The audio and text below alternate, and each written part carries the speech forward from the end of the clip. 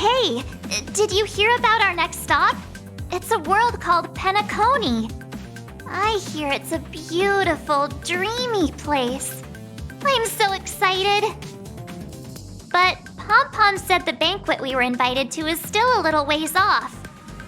What can I do to pass the time? Huh? Is that my phone? Must be the group chat.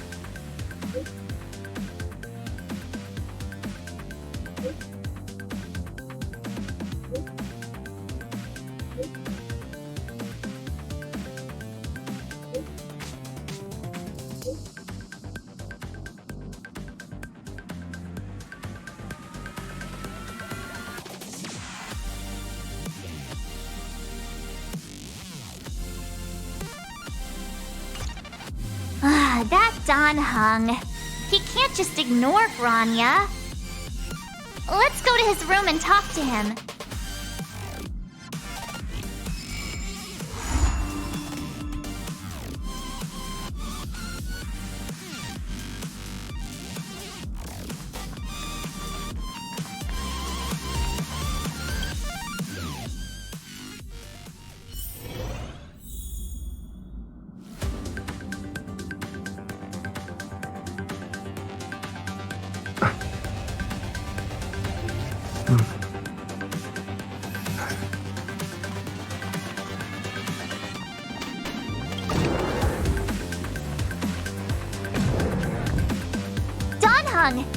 Grania just sent all of us a message.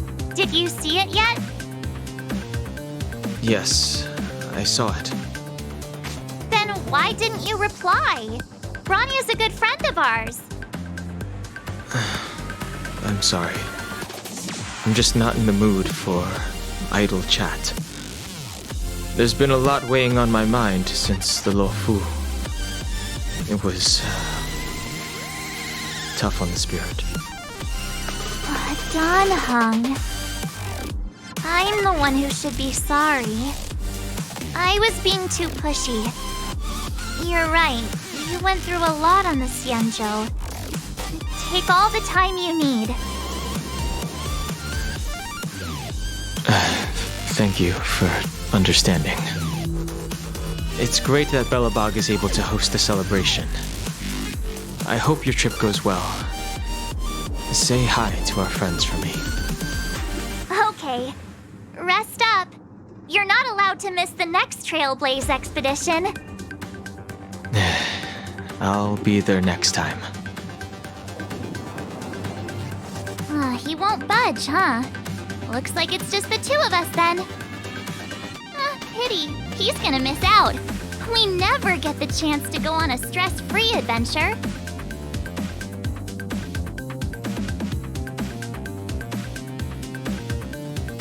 I know, but it's still a shame, don't you think? If only Himeko could come with us.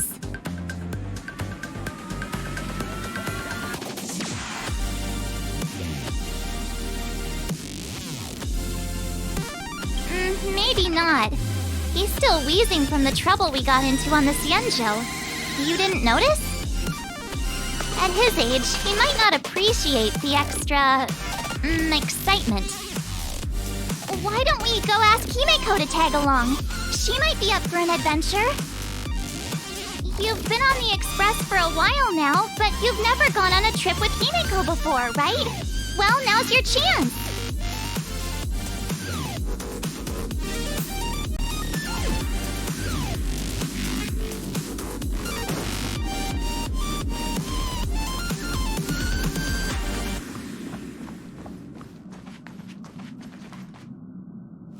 Hey, March! That's a big smile on your face. What's the good news? Himeko, there's a celebration coming up on Eurillo 6, organized by the Supreme Guardian, and we're invited to go take in the sights and sounds. Don Hung won't be going anywhere for a while.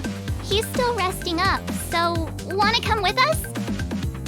I mean, considering how you helped us out with Cocolia, I'm sure Branya would be happy to see you. Ah, so that explains the grin. You're excited about the celebration. Thanks for the invite, but I'm afraid my hands are full right now. Please send my regards to the Supreme Guardian. Make the most of the festivities. You've earned it. You two and Don Hung did help save Eurillo 6 after all. I'll be sure to join you guys next time. Navigators really do have their plates full, huh? Seems like it's just you and me this time. Let me go pack some stuff for the trip first. Come and find me when you're ready to set off.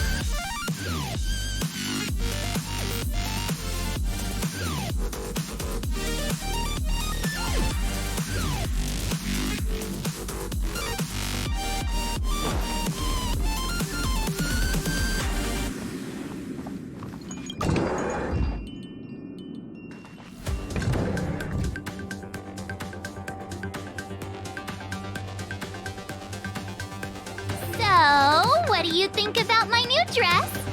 Pretty neat, right?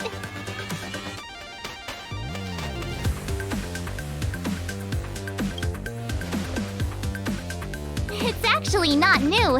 I just never had the right occasion to try it on. This kind of event doesn't come around every day. Why shouldn't I dress for the occasion? You're not really gonna wear that same old outfit, are you?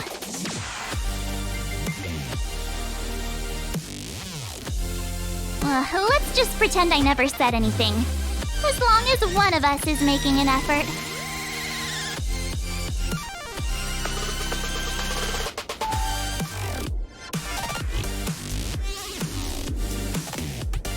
Pajamas, hot water bottle. Wow, that was fast. Don't you have anything you want to bring with you?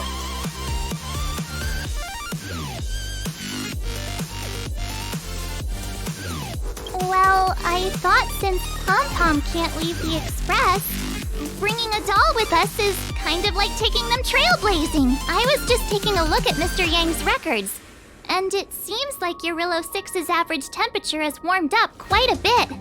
It's much warmer than it was on our first trip there. I wouldn't call it livable just yet, but things are looking up. I'm so happy for Branya and Zila. Ready to go? What? You're still all right, Slowpoke.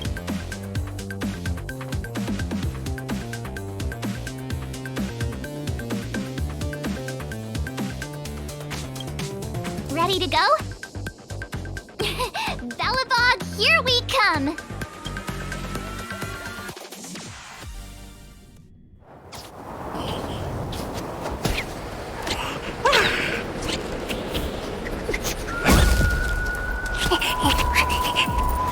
Galabon. 700 years.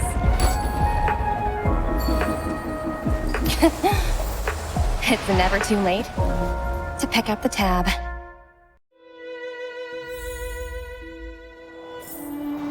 Oh, brr! How do people living in all this snow celebrate anything? Oh, one thing's for sure, though.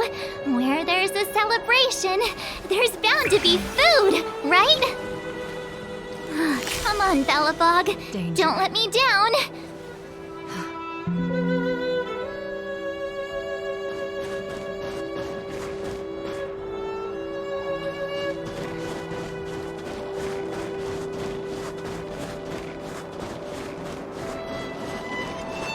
The moon shines on the truth.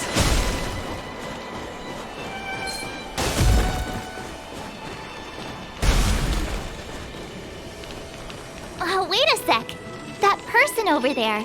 That doesn't look like a Silvermane Guard uniform. All in black.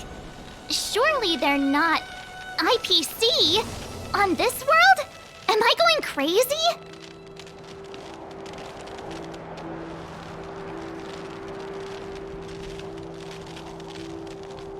The Interastral Peace Corporation. Who else? The one whose insignia is pretty much everywhere? That IPC. You still don't remember? Oh, what about Findy? That's one of their products. Oh, and the Interastral Peace broadcast. You know, the one always being played on the Express? Never mind, it's not that important. The important question is, what are the IPC doing on Eurillo 6? There's only one way to find out. Let's go ask. I've always found IPC staff easy to talk to.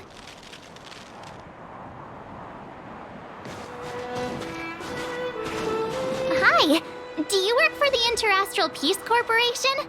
Or are you just dressing fancy today?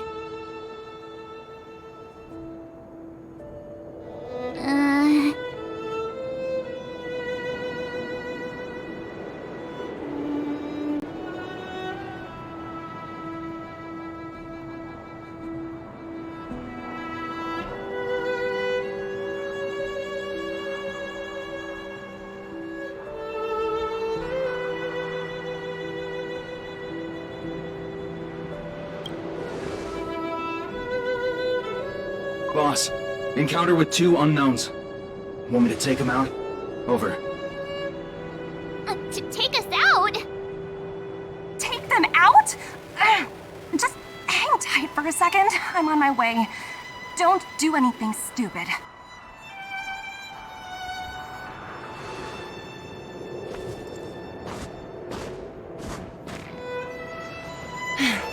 Glad to make your acquaintance. I'm Topaz, an investment expert from the Interastral Peace Corporation. I'm here on Eurillo 6 for a special business assignment. You'll have to forgive my colleague here. People skills aren't his strong suit. Please don't take it to heart. Phew, you scared the life out of me. We're here for the celebrations. We're not looking for more conflicts. Oh, right. We should probably introduce ourselves. I'm March 7th, a passenger of the Astral Express. You may have heard of it? And this is my friend and fellow passenger. No kidding. I could tell you weren't locals from a mile away, but I didn't expect to run into 2 nameless here. Fate is such a curious thing. I heard that Eurillo 6 only stepped out of the Stellaron's shadow thanks to the direct intervention of the Trailblazers. Surely you 2 aren't...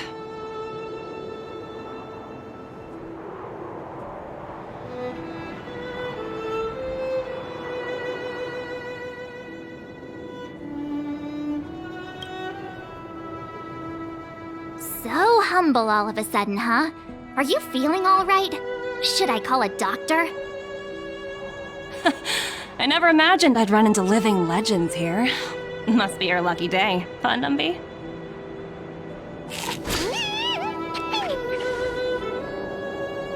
Wow, Miss Topaz. You're really young for an IPC executive. That's impressive. More good luck, I suppose. But it's not as cushy as you think. Scurrying from one side of the galaxy to the other. Going wherever businesses require me to be. Huh. Your job sounds pretty similar to the express cruise. Aside from the business, I guess. Oh, Branya moves fast. The crisis is only just over and she's already opened talks with the IPC. These talks aren't exactly what you might expect. But I have to agree. The Supreme Guardian definitely knows how to govern a city. That's the reason I'm here on Eurillo 6, to meet with her. Miss March, you said you were on your way to Belobog festivities, right? My apologies for delaying you both. Don't be sorry. It's not like we're in a rush. Want to come to the city with us? The snow plains are freezing, and it's easier than you think to get lost out here. Thanks for the concern, but I'll manage. It's my first time on this world. I'd like to take it in its vast, iconic snowscape for just a little longer. Who knows? Maybe we'll cross paths again during the celebrations. Oh, here's my contact information. I don't usually respond during work hours, but I'd be happy to chat off the clock. Wow, I actually managed to get an IPC executive's phone number without even trying.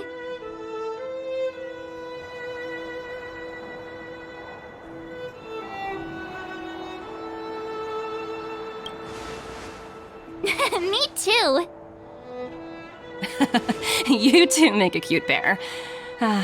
Anyway, I'd better be on my way. See you next time.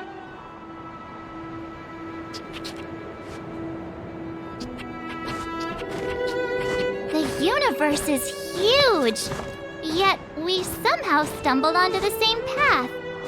Fate truly works in mysterious ways, don't you think? Come on, let's head into the city.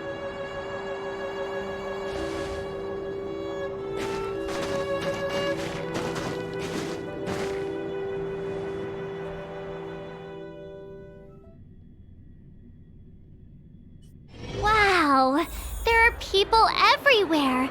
Are you sure we're in Belobog? And now to check out the main event, the food. Come on, keep up.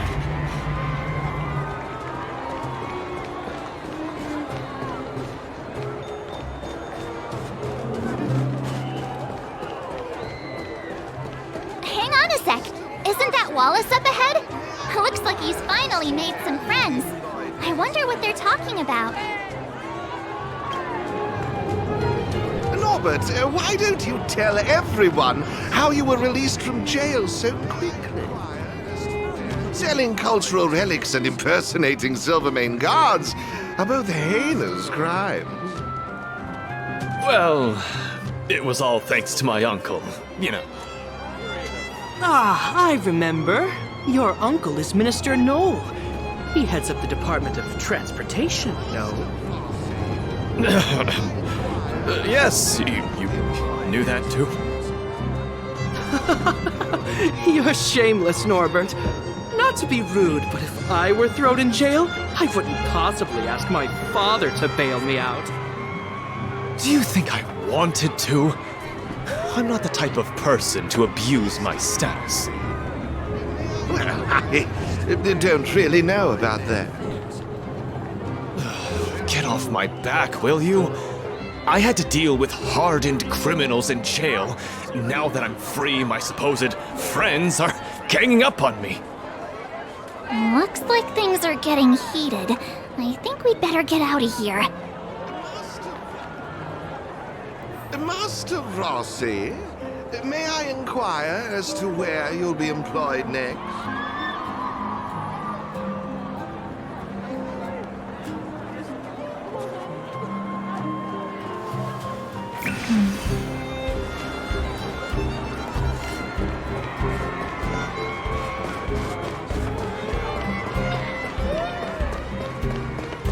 Is that Payla? Looks like she's teaching the kids again. So cool.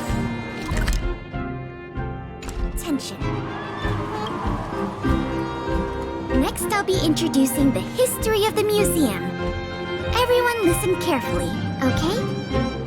Belobog's History and Culture Museum was founded 600 years ago and was originally built to memorialize Supreme Guardian Alyssa. I'm so hungry. I wish I could have a red sunset salmon right now. It was built to memorialize Supreme Guardian Alyssa Rand, and also...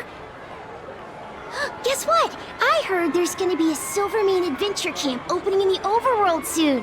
It's gonna be super awesome. Also, those who sacrificed their lives in the war against the invaders 700 years ago. Miss Payla, Peter's falling asleep. Enough! From now on, no whispering allowed. If you don't want to have any homework later, you'd better start listening. Sorry, Miss Payla. That's better. Now, where was I? Oh, I never knew Pela had a strict side.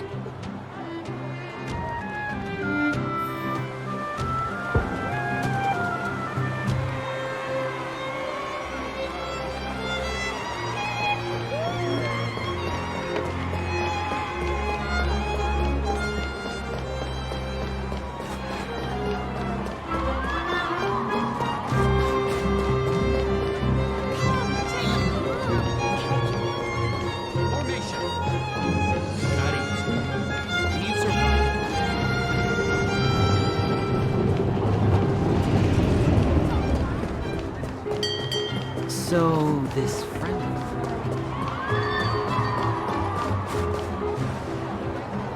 Hey, quick! Serval's about to start singing! Woo! Thanks, everyone! Hope you're ready for a great show! Let's get started! Serval! Serval! Heartbeats will shake me. So rules can't break me! Crank the sound and let your soul be free. The lightning strikes writing off the wall. Let yourself fall into it all.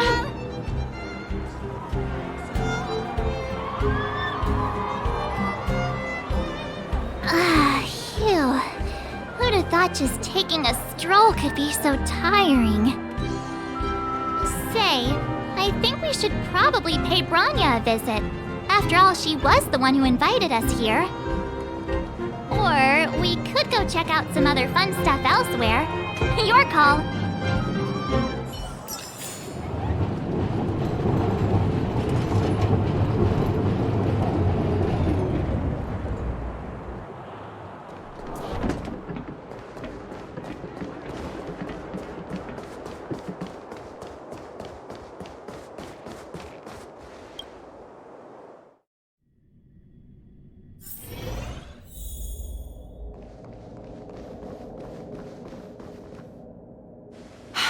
I understand the difficulties that this world is facing, Supreme Guardian. Belobog's current financial burden cannot be pinned on you, nor anyone else for that matter. However, objectively speaking, since Belobog has existed as an independent entity to this day, its debt cannot simply be written off.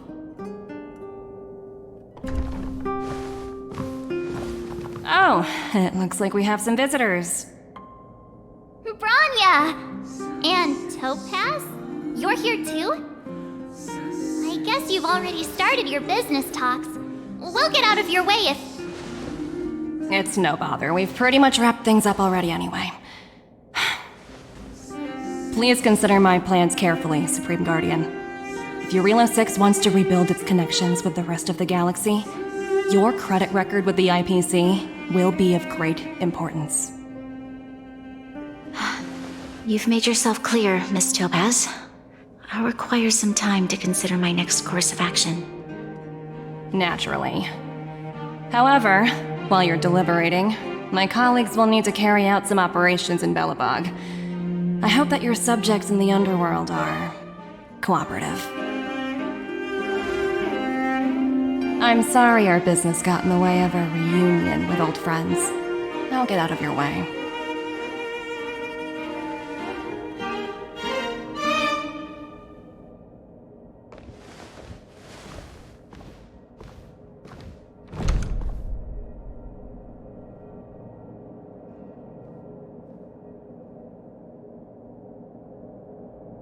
Is everything alright, Branya? I didn't know Miss Topaz was so... intense.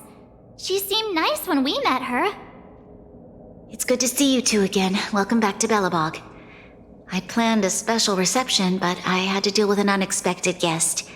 The lady you just witnessed, she claims to represent the IPC. There's no need to keep either of you in the dark. To tell the truth, I have too much weighing on my mind right now to even think about the Saltworm Festival.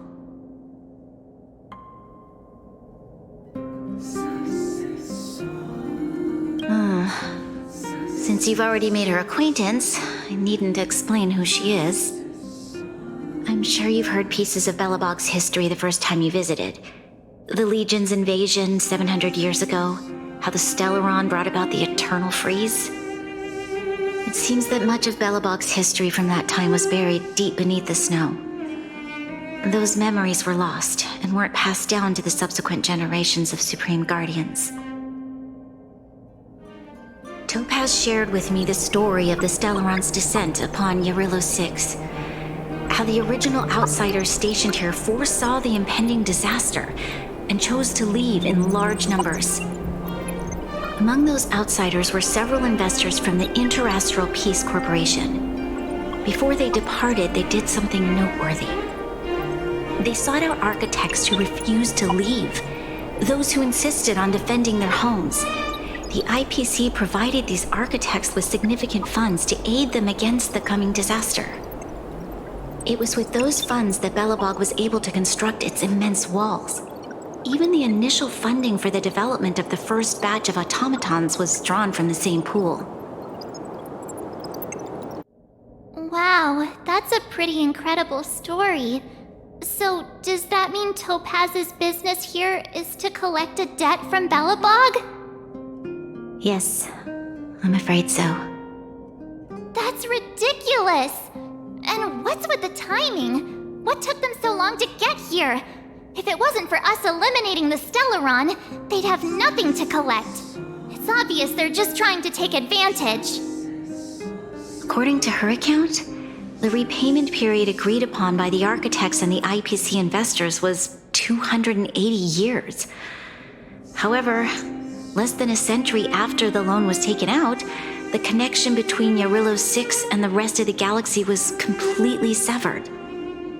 The IPC deemed that the disaster had caused irreparable damage and that there was no civilization left to reclaim the debt from. As such, they considered the owed sum permanently lost. It wasn't until the Stellaron crisis was resolved that the IPC discovered that Belobog had survived. And that's when they sent Topaz over to collect the debt. And the interest.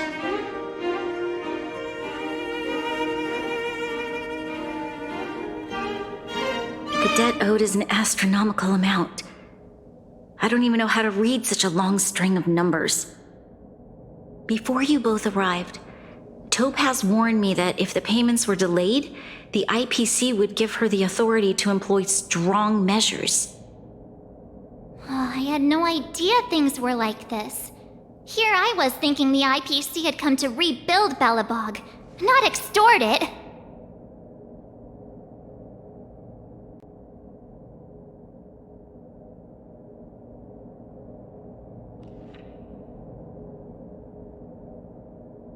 Right. We need to figure out how to help them. The IPC is too big and powerful. Even if Bronya steps in, it'll be hard for her to resolve the situation. You seem to have a deeper knowledge of the Interastral Peace Corporation than I do. But if the records are accurate, and they truly have a presence throughout the galaxy, the IPC could crush Belobog like a bug if they wanted to. I'm glad you're both here. I know you came for the festival, but now I must ask you and the Astral Express for help.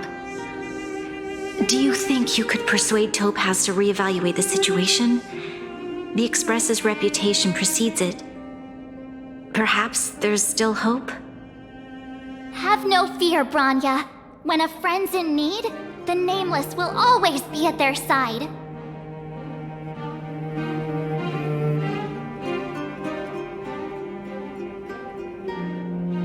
Yeah, after all, this guy here is a pretty good negotiator.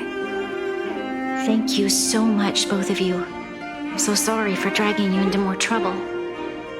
While you're out looking for Topaz, I'll see if I can think of a strategy to deal with the situation.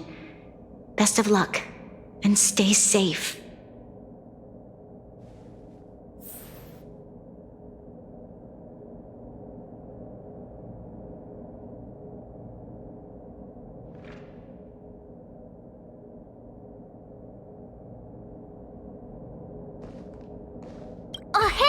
I just remembered. Topaz gave me her number.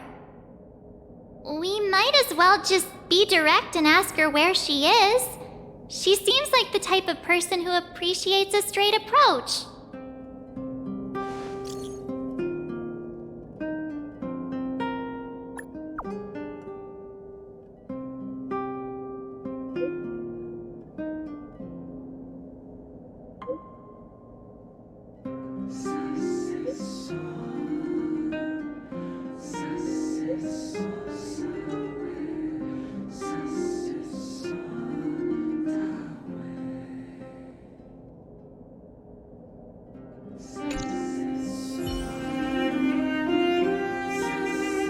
Okay, got it. She's at the museum.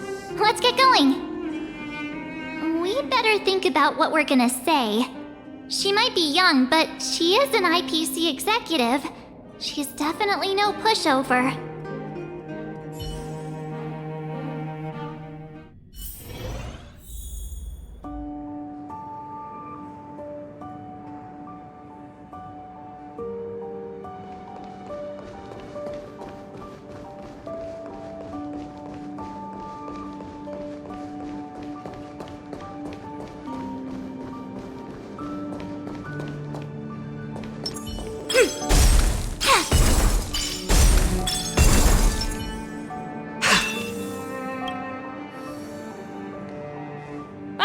It's you two again. This is the third time today we've run into each other. Oh, did my smart reply function tell you where I was? It's a system developed by the technology department. Pretty neat, right? What do you make of this painting? I'm no expert, but just from the artist's strokes, I can tell it's no ordinary piece. It portrays a certain kind of sorrow. You know? Not your everyday kind of sadness. It runs much deeper than that. It's as if the artist had condensed history into one poignant but sorrowful image. The artist's brushwork depicts several generations' hardships.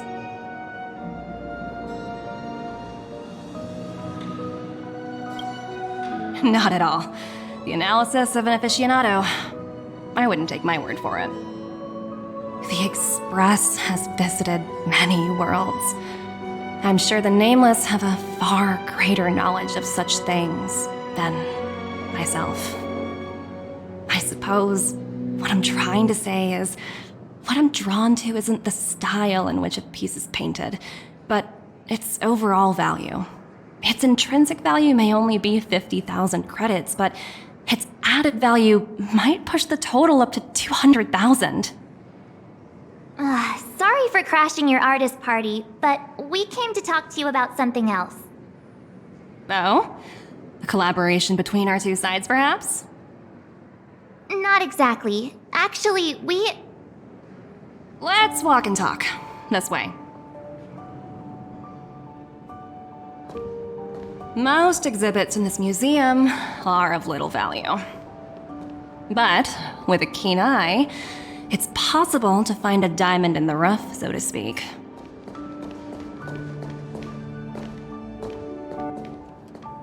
Miss Topaz, Branya's already told us about Belobog's debt situation. Oh. You two are closer than I expected with her. So, how can I help? Not sure in the arrangement, or... Help me out here. You know I'm not good at this kind of thing.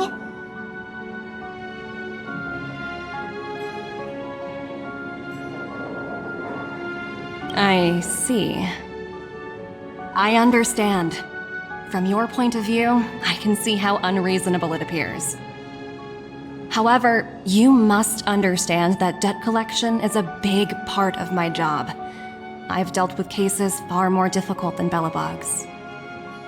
I appreciate each case has its difficulties, but if I treated every late debtor as a special case, the galaxy's economy would come to a grinding halt.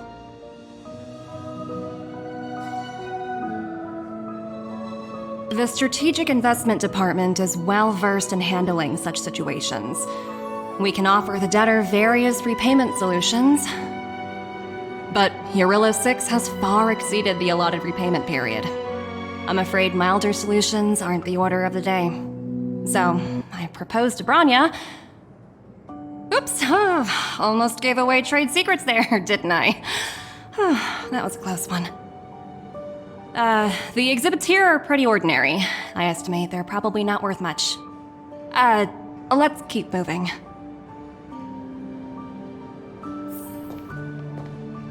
So you're basically saying the Belabogians must pay off their ancestors' debts. When you think about it, it's just another part of the cycle of life. I'm not sure it's as poetic as that. Wow, look! Is that little critter native to Eurillo 6? It's so white and fluffy. Where can I find a live one?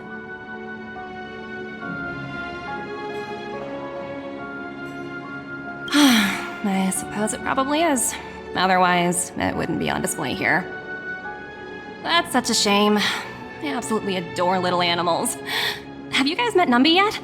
I guess they're off playing somewhere. So, Miss Topaz, what exactly will it take for the IPC to go easier on Belobog? Branya invested so much just to make this world a little better. And now, it feels like all of her efforts will be undone in the blink of an eye. It's just so cruel. What do you take the IPC for, Miss March? We're just the same as Belobog's architects. We're all followers of the preservation. No matter what solutions we propose, we will always take the welfare of the people of Belobog into consideration. Otherwise, we'd be no different from the Legion, would we? So you're saying there's nothing to worry about? But Branya... Don't worry yourself too much. The Supreme Guardian is a wise person. She'll understand. But, to answer your question directly, it'd take a miracle. I'll complete the Eurillo 6 project no matter what obstacles I encounter. This isn't going as planned. What should we do? I wouldn't waste too much energy on this matter. Why not make the most of the festive atmosphere? Oh, looks like one of my colleagues is after me. My apologies, but I should probably take this. Bye!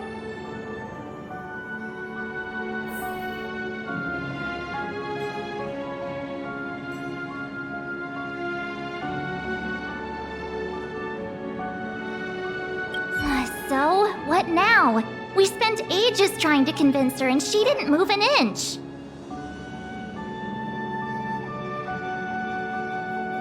You sure? I really don't think she'll change her mind. I guess Miss Topaz is just doing her job. And as far as the Express is concerned, I think it'd be unwise to make the IPC our enemy. All these vested interests. It's so hard to undo any of it. They teach this stuff in school. Oh, wait, did I even go to school? Did someone send you a message?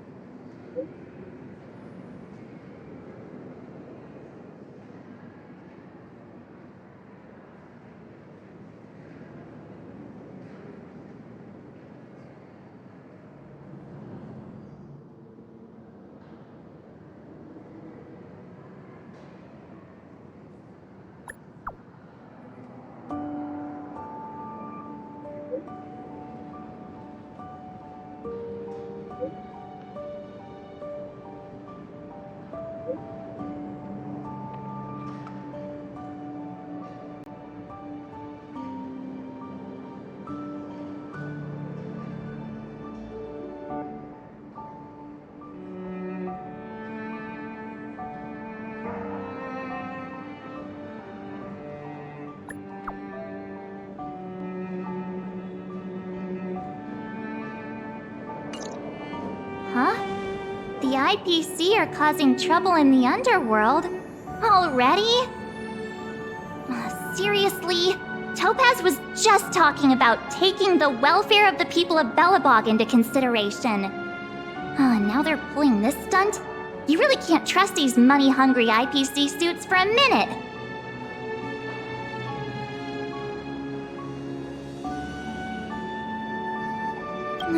Again?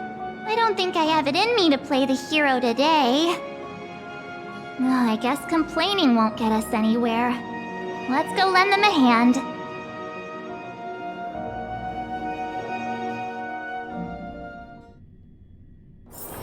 Where there are people, there is noise.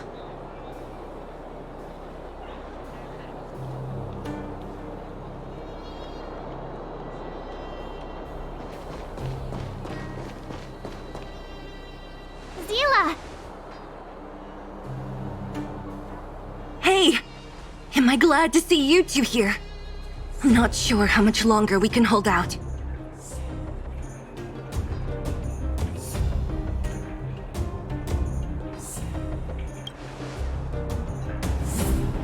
Nobody's been seriously hurt, but a few Wildfire members got minor injuries. Fortunately for us, it seems like they were holding back. Their weapons and automatons are much stronger than anything we have. You see those two in black?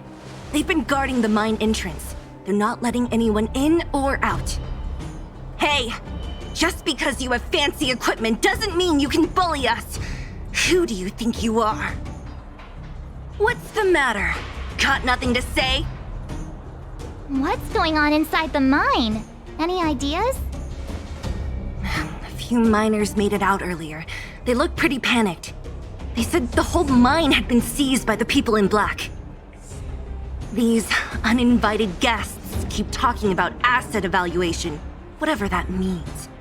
All I know is that they're seriously disrupting the lives of the Underworlders.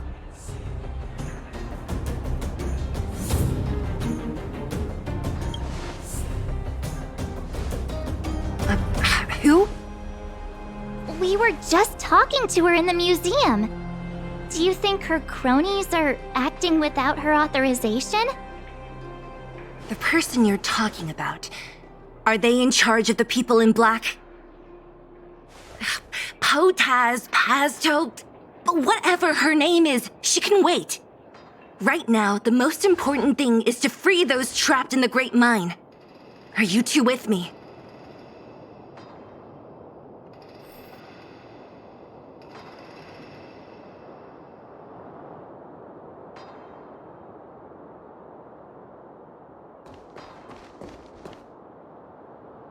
Hey, you two!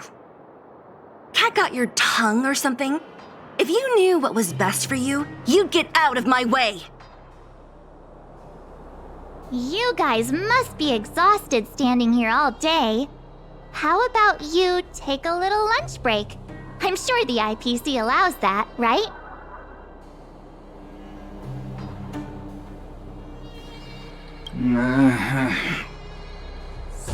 What's their deal? You two were talking to the director in the snow plains. So it's you! You're the one who was threatening to take us out in the snow plains! Do you even know who you're talking to? If your boss knows to treat us with respect, you'd better start showing some yourself. I can't let you pass. My team leader said that if anyone gets through, I'll lose 6 months of performance bonuses. Team leader? You're even lower on the pecking order than I thought. Shut up! I spent 7 years on a forsaken asteroid preparing to join the IPC. I went through 17 interviews before they finally hired me. What right do you deadbeats have to criticize me? IPC? Interviews? I don't know what you're rambling on about, but you're really testing my patience. No need to waste our breath on this idiot. Let's do this.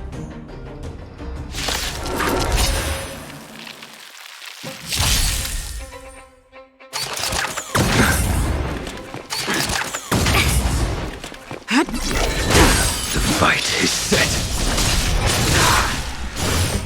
I underestimated you. Converge and awaken!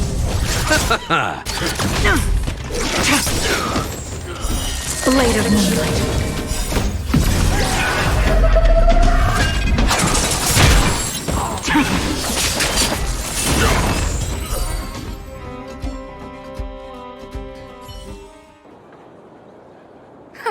That's it?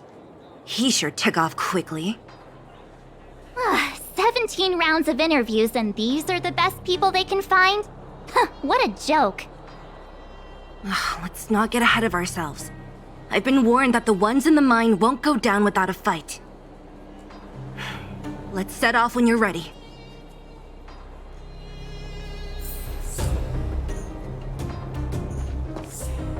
Ready for action? It's time to kick the IPC out of the underworld.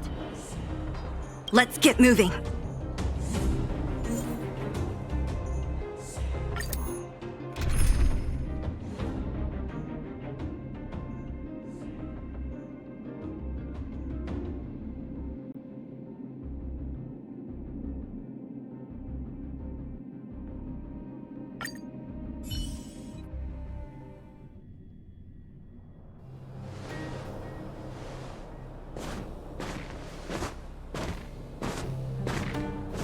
Hello, it's Mr. Svarog, isn't it? And this cute little girl must be Clara. Hello, miss. Are you... I'm Topaz. I've come to have a chat with Mr. Svarog. Clara, go inside and wait for me. Huh? But if you have a guest, maybe I should... She is not a guest. Neither is she a friend. Go, Clara. Everything will be fine.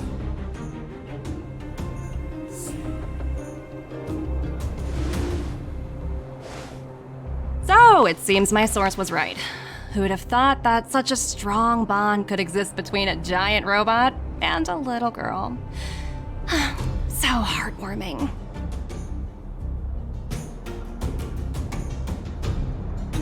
You bear the insignia of the Interastral Peace Corporation. What is your motive for coming here? Straight to the point, huh? I like your style. Eurillo 6. Are robots familiar with that term? Anyway, it refers to the planet we're currently standing on. It's about to become the property of the IPC. No one can reverse this outcome. Not you, not the Nameless, nor any power in the galaxy. I only care about one thing right now. Demonstrating to the shareholders of the IPC that Eurillo 6 can generate value. In the long run, this is a way, the only way, to ensure Belobog's long-term interests. I need your help to achieve this goal. Long-term interests undefined. Analyzing objectives. Analysis failed. Tell me, emissary, how do you plan to convince the IPC leadership?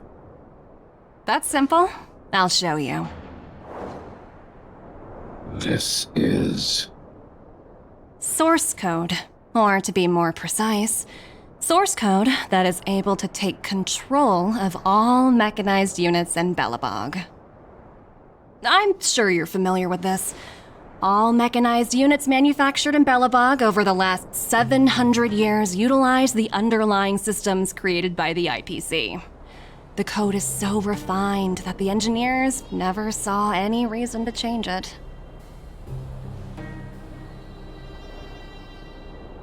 I assume you're also aware that there was once a large automaton factory in the underworld.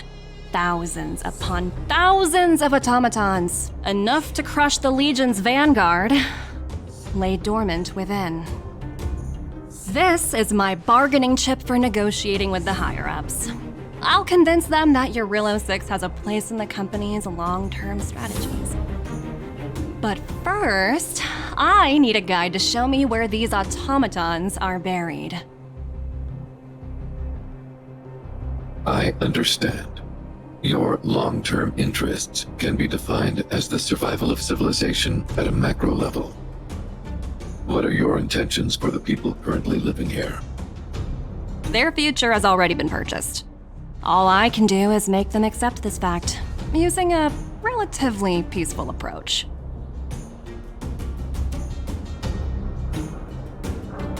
I understand. I will assist you with your plan. Oh, so you're not as stubborn as the rumors suggest.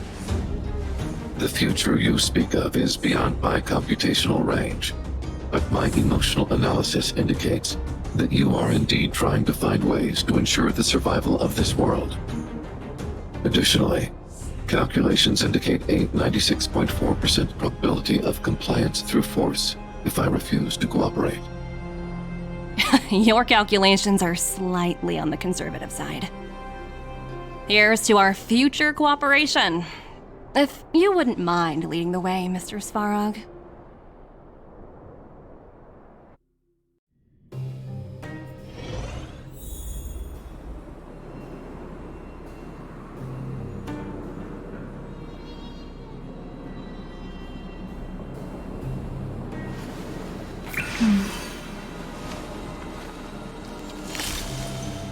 Danger.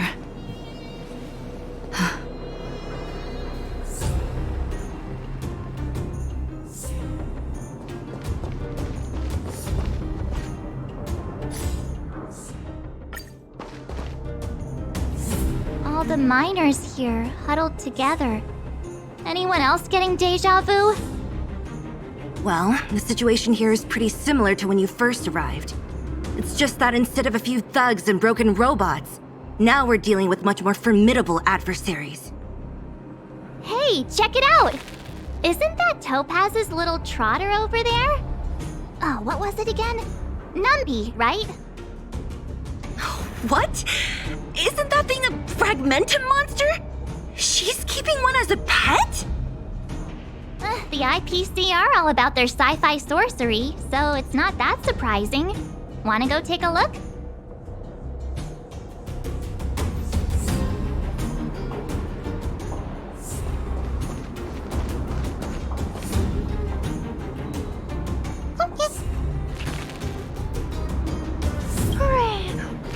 Sounds like you two are getting along. What's Numby saying? I should have known. Don't quit your day job. Look, you guys. Looks like it wants to leave. Looks like they want to find their master. Let's follow them. Help!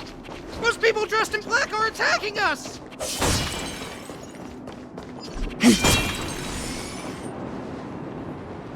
Hey, I'm talking to you. Where do you guys store the Geomarrow? I really don't know anything! This place is filled with nothing but incompetence. Those cowards! I guess they want to do this the hard way.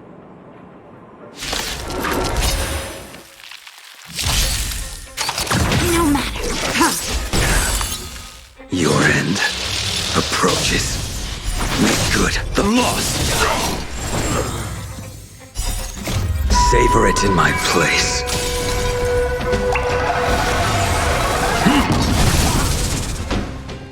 Receive divinity. The dead will return. That which is seized must be repaid.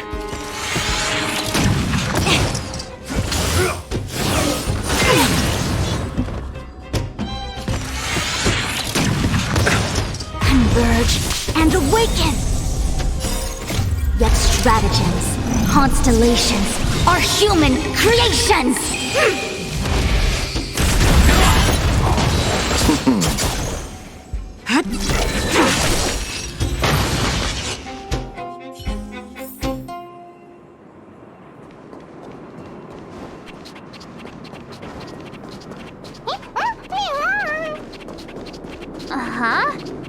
Looks like Numby's in a good mood. But aren't they on the IPC side? Strange.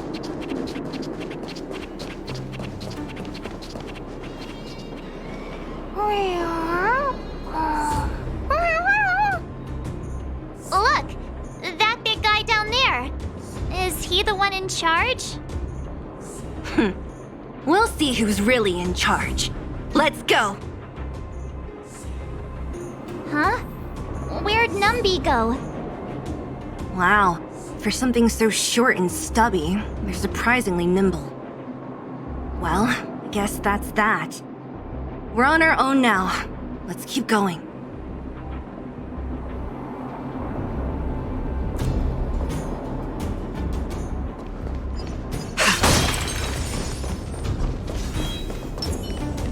Let's wait and see.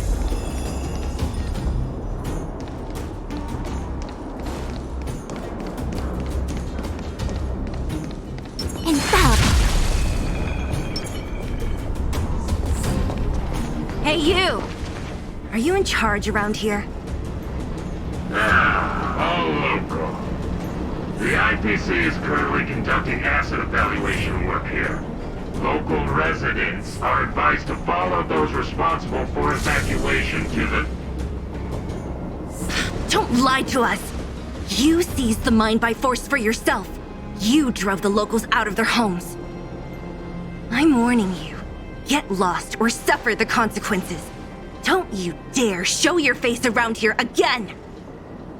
And who might you be? You have quite the attitude. This is our jurisdiction now. We are all powerful here.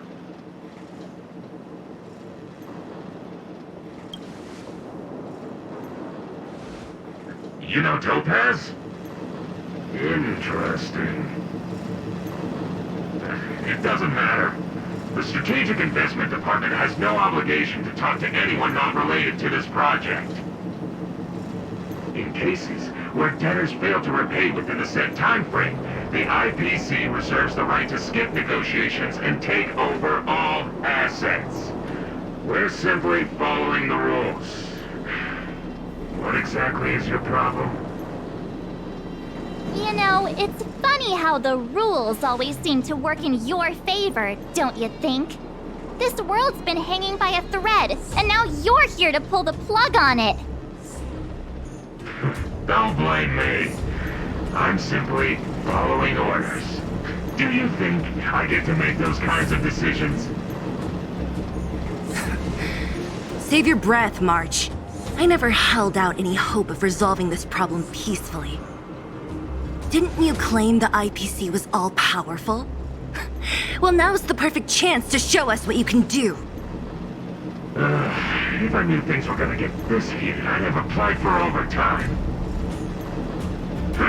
Anyway, since you seem intent on settling this matter with violence, prepare yourselves for my heavy laser cannon!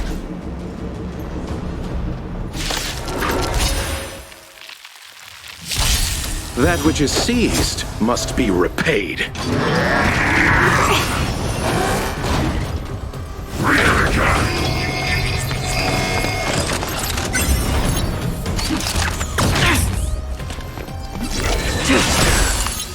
Your end approaches.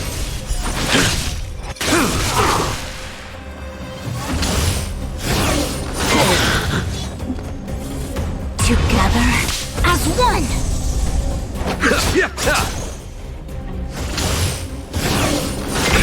Nothing major. The dead will return!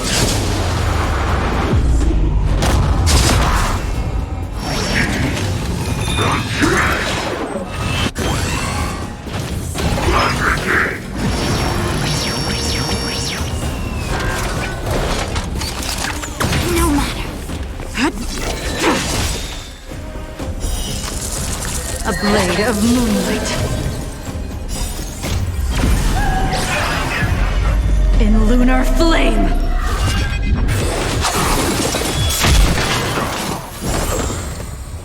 Veil to send you.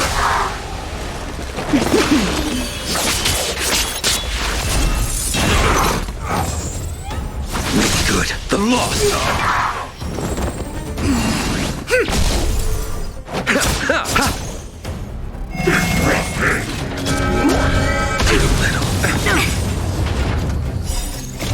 savor it in my place.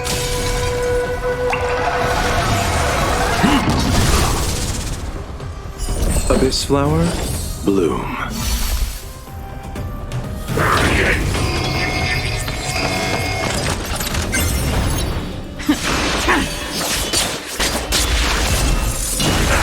Veil, descend you.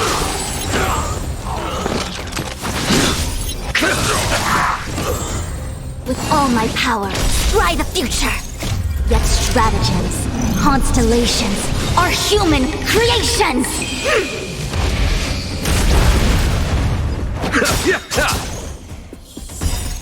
The dead will return! That which is seized must be repaid.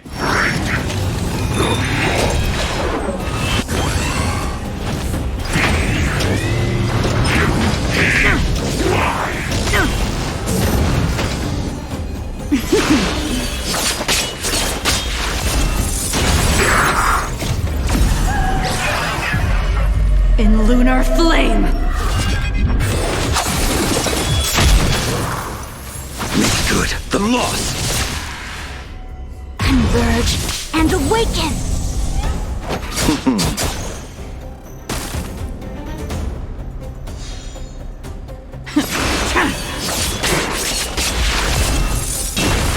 Veil, descend you.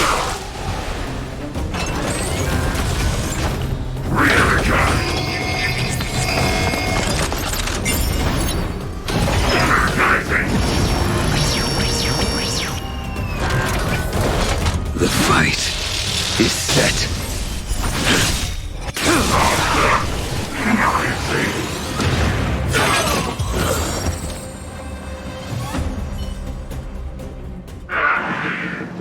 Who are you people? Not even our tech could take you down. We took down the Doomsday Beast, the Stellaron, and Fantilia. Did you really think you could stop us? Darn it! I'm all out of ammo! Sir, we've just received word from the director! Director Topaz? What did she say? Teams are not to disrupt the lives of local inhabitants during the asset evaluation period. Teams that violate this directive will have their year-end bonuses reduced by 60%!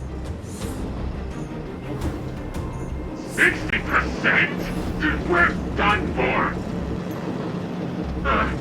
Attention all personnel! Evacuate the mine immediately! Erase all traces of your presence! So, are we all good here, or what? Yeah. Judging by the looks on their faces, I don't think they'll be back. So, who is this Topaz anyway? She seems to have no problem ordering these idiots around. Or taming fragmentum creatures, for that matter. It's a long story.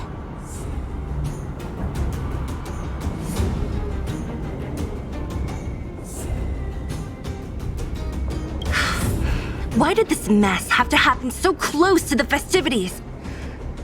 The timing couldn't have been any worse. Oh, looks like we've got a message.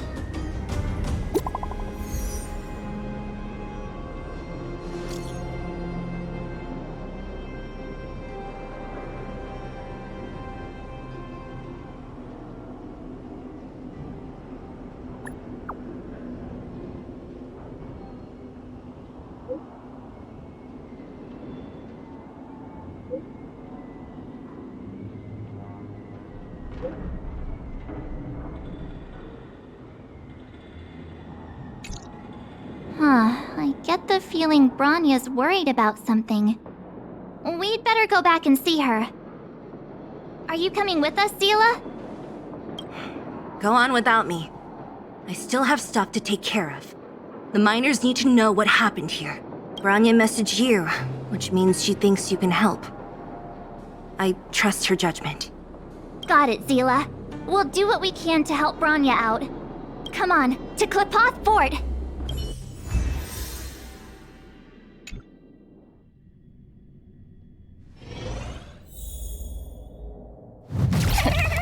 These guys don't look pleased to see us. By order of the Supreme Guardian, proceed no further. Miss Topaz. Belobog might be in arrears, but I'm out of pocket.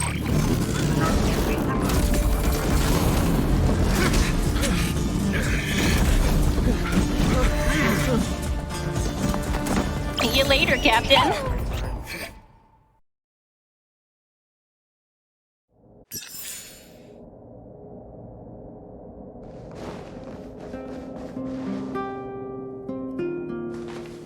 Welcome back.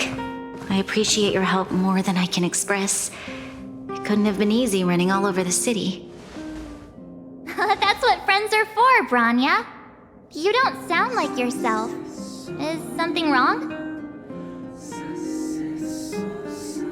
I'm fine. I haven't rested in a while. There's just too much happening all at once.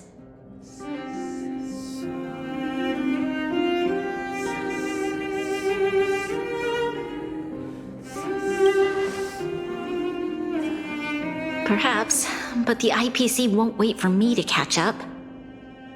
They're moving quickly. Belobog is crawling with their agents. All they talk about is asset evaluation. The silver lining is that apart from the mine incident you mentioned, there haven't been any major conflicts in other areas. I suppose Topaz must have issued an order against harassing the citizenry. Still, that hasn't stopped panic from building. People are confused. They don't know where these strangers in black came from, nor what their intentions are.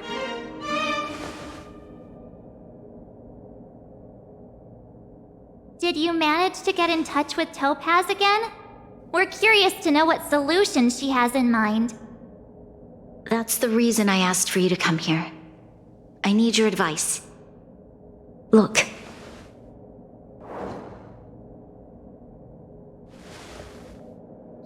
It's... the contract Topaz sent to me a little while ago. There's a handwritten letter attached.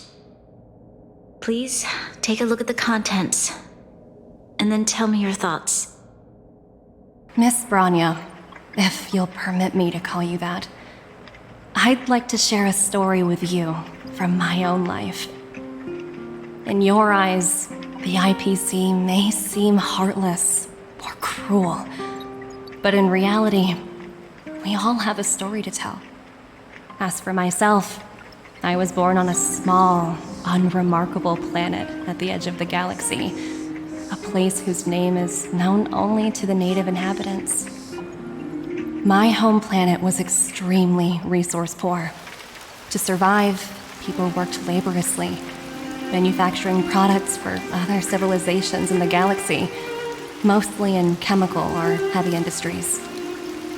Given these circumstances, the natural environment of my home planet became increasingly harsh. I don't recall the exact moment when it happened, but people started wearing respirators just to walk down the street. All you could hear were the wheezing coughs of the people, day and night. My home was facing its demise. The relatively wealthy chose interstellar migration and started anew.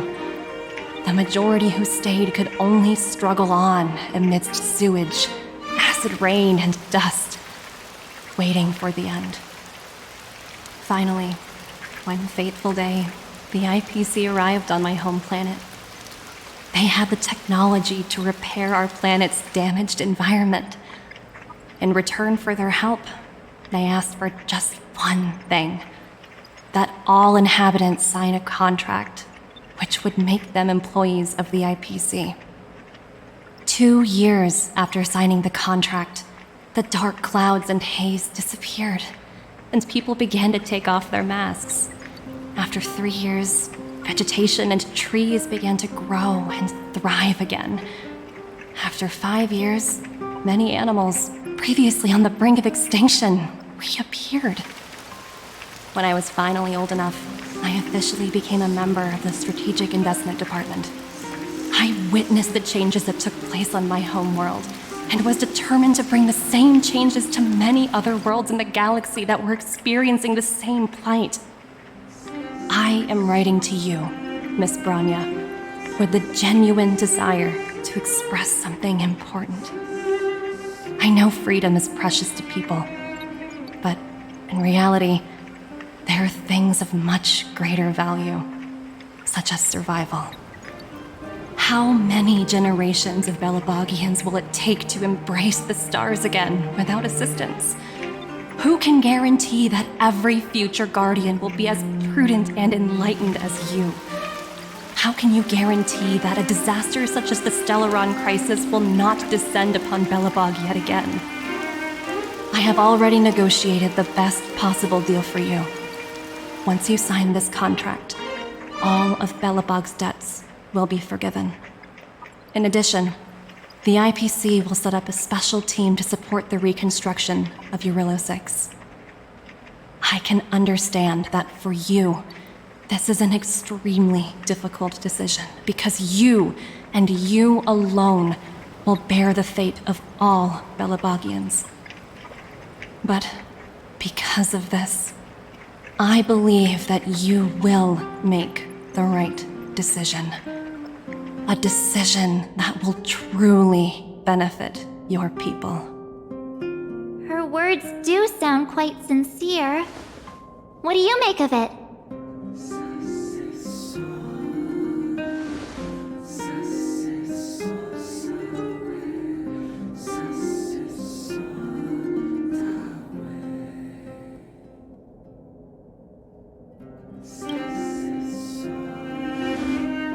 I agree. But it struck me as an honest letter. I found the contents quite moving. It's hard to imagine she'd write something like this just to deceive me. In any case, she wasn't wrong when she said this would be an extremely difficult decision. This planet's fate, the civilization it carries, everything that's happened here and everything that will happen, it all rests in my hands. This definitely can't, and shouldn't, be a decision made by me alone.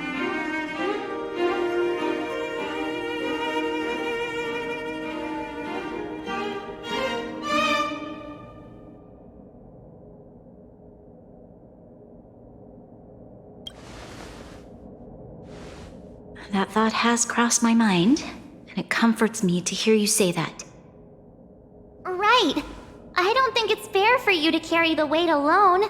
Why not discuss it with others first?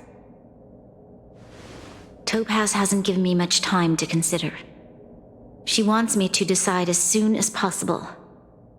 I wanted to put it to a vote, and let all the citizens of both the overworld and the underworld have their say. But with such little time, I'm afraid that's a lost cause. I'll convene the Klapoth Fort architects immediately to discuss the contract. As for the locals, I'd like you to gauge their stance on the matter. The people of Belobog hold both of you in high regard. They'll most certainly be willing to tell you their thoughts.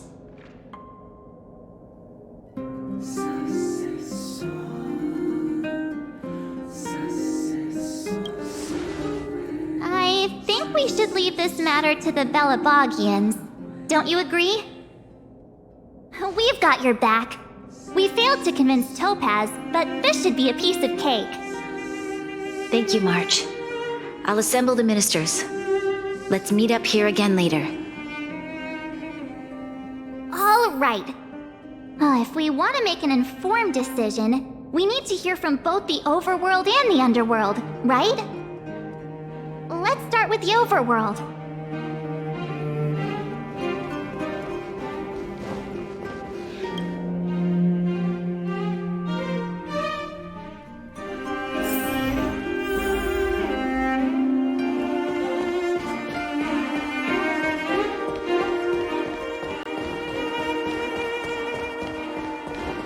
You know what I mean. Well, look who we have here! You and March paying us a visit. What's the occasion? Uh-oh, sounds like something serious is happening. You'd better fill me in.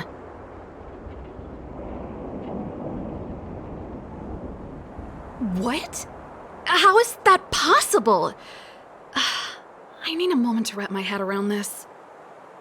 Serval, we're racing against the clock. No time for head wrapping. It's okay. I've thought it through. If it were up to me, I'd sign the contract. What? Hold on, are you serious? I thought you'd be against it for sure. Surprised? My reasons are pretty simple. Signing this contract would mean we no longer have to worry about surviving. For most of the residents here, especially those in the underworld, that would be more than enough to persuade them. As for working for the company, people need to work no matter where they are, right? If the IPC tries to take too many liberties, we can always rise up against them. You know, I've always longed for the stars since I was a child, which is why I devoted myself to science and the studying of the Stellaron. If someone told me that I could do whatever research I wanted with only a small price to pay, I probably wouldn't hesitate. I see. I suppose that makes sense. Thanks for your input. I'll make a note of your opinion.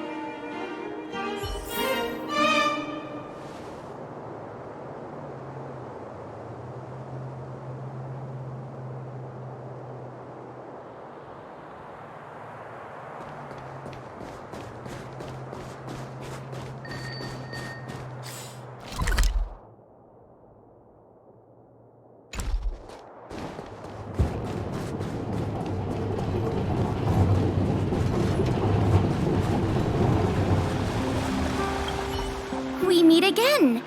How have you two been? Uh-oh. That look on your face tells me something's wrong. I hope it's nothing too serious. Sounds serious. I'm all ears.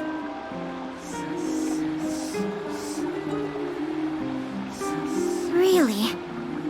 You better not be making things up. I wish it were made up. Unfortunately, it's all true. We don't have much time, Kayla. Branya wants to get everyone's opinion. Wait, you're telling me I have to make this huge decision on the spot? At least give me a few seconds to think it over. Okay, I think I've got it. If it were up to me, I'd probably agree to the IPC's conditions. Huh. Okay. Any particular reason?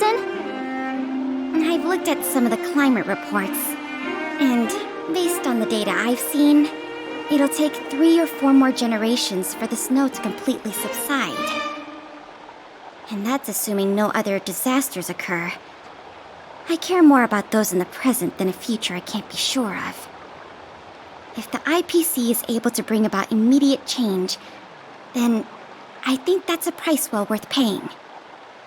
Building a better world for future generations sounds great, right? But is it any fun for the engineers and architects who are directly involved in such a pursuit? I see. So compared to a distant and uncertain future, what you really care about is making sure the people around you have a good life. Thanks for your input. I'll make a note of your opinion.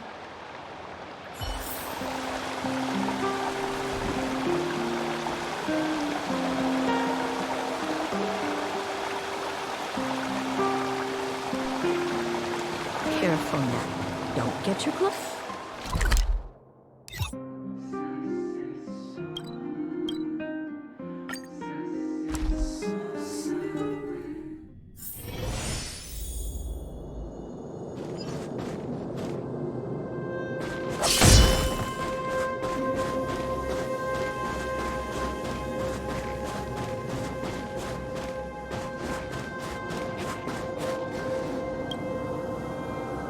Is that the Trailblazers? It's been a while. I didn't think you'd be back in Belobog so soon. It's been pretty hectic in the city lately. All these people dressed in black suddenly showed up, and even the Silvermane guards have had trouble dealing with them.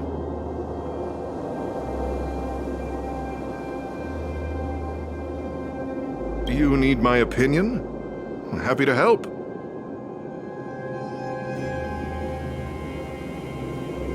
So that's who they are. It's worse than I imagined. The Madam Guardian must be under a lot of pressure.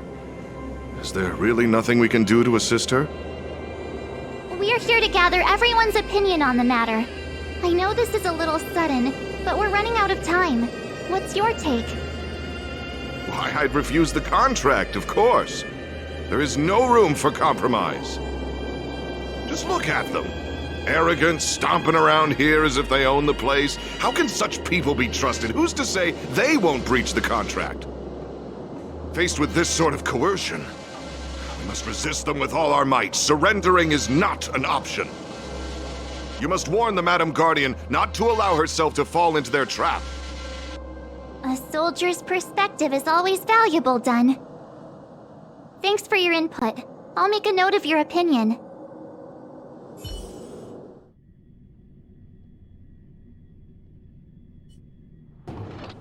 Did we miss anyone in the overworld? I think we asked just about everyone we needed to. From what I've gathered, it seems like most people in the overworld are leaning towards signing the IPC's contract. We'd better hurry to the underworld and see what Natasha and Zila make of it all.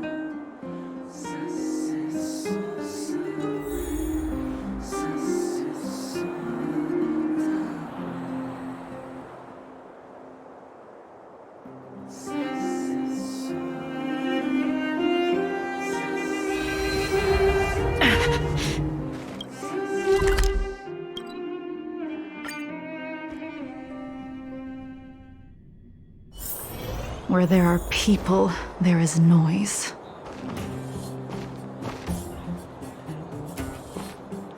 What brings you two to the underworld? And why the long face? Seems a little out of the blue, but since you came all this way, it must be urgent. Go ahead.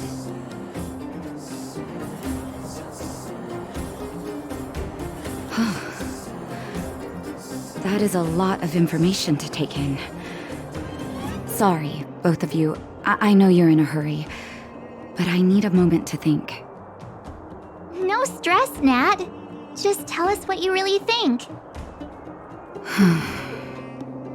I've thought about it, and...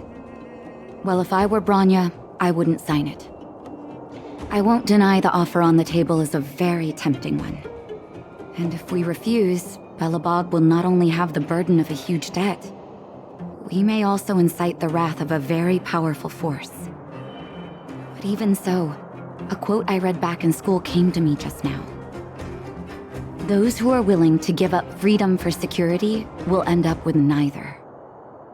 Living in the underworld has taught me that this phrase is true. I'd rather trek through the frigid snow plains than live in a beautiful cage. Wow. That's a pretty convincing argument. Another vote for the against pile. Thanks for your insight, Nat.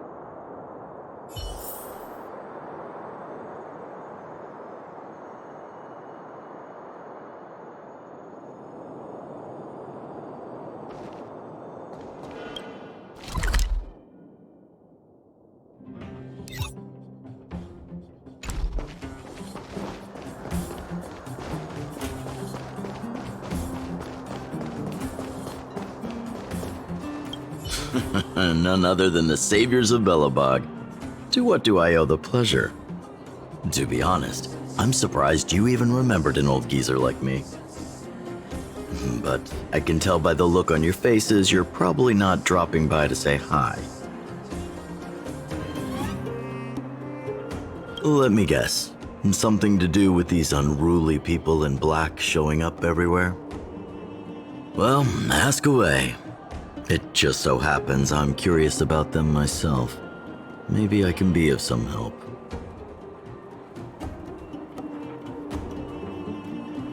I see. That's a tricky situation, all right. A lot for anyone to handle, let alone someone as young as Lady Bronya. Mr. Oleg, out of all the people we know in Belobog, you have the most life experience. What do you think we should do? Want to hear the truth? I'm afraid great ambitions and lofty plans no longer hold much appeal for an old-timer like me.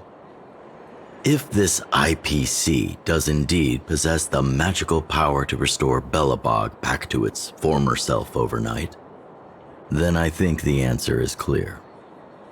Have you considered the opposite? What about if we refuse?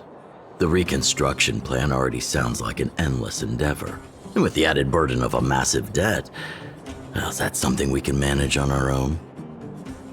What worries me the most is how Lady Bronya will handle the backlash from her people. Will she be able to withstand the criticism? Is she prepared to carry the weight of a tarnished reputation for years to come?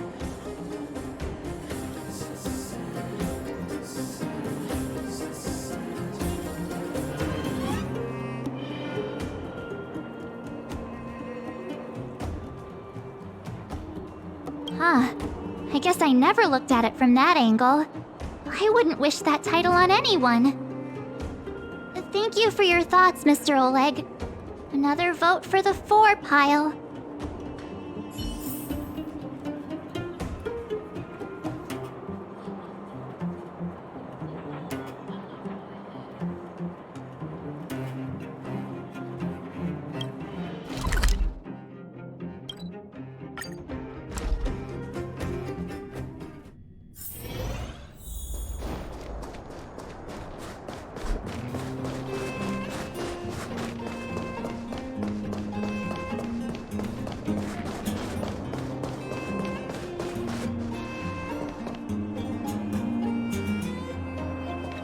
Miss March, Big Brother, what brings you to the underworld? Hey there, Clara. Is Svarog not around? Mr. Svarog went out for a walk with a lady called Topaz. What? Topaz? Do you know where they went? I'm not sure, but Mr. Svarog promised he'd be back soon. What now? Svarog's super logical. We should definitely get his opinion. True. Don Hung's always saying that Clara's really insightful for her age. Huh? Miss March, do you want to ask me something?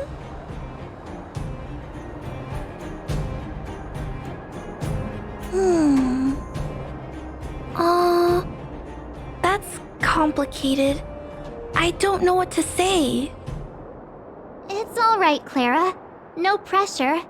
Just tell us how you feel about it.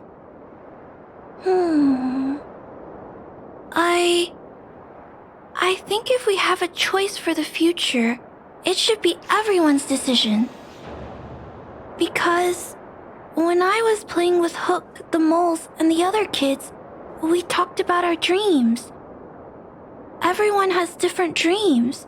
If we accept Miss Topaz's offer, then doesn't that mean our dreams will never come true? Just taking away people's dreams like that. I don't know. It feels wrong.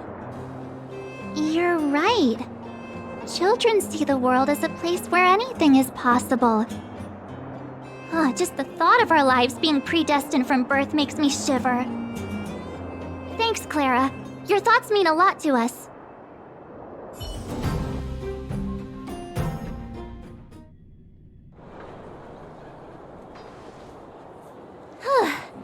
All that running around has worn me out. So, the final conclusion is... the votes are completely even. I don't know what to do. Both sides have really compelling arguments.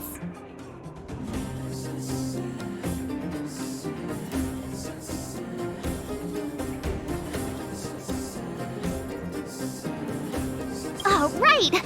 We haven't asked Zila! She's probably still in the Great Mine helping the miners. Come on, let's get going!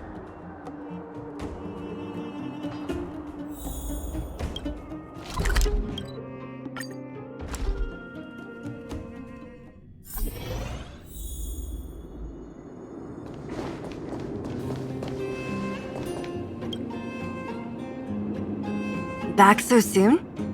Any news? Are you feeling all right? You look a little uneasy.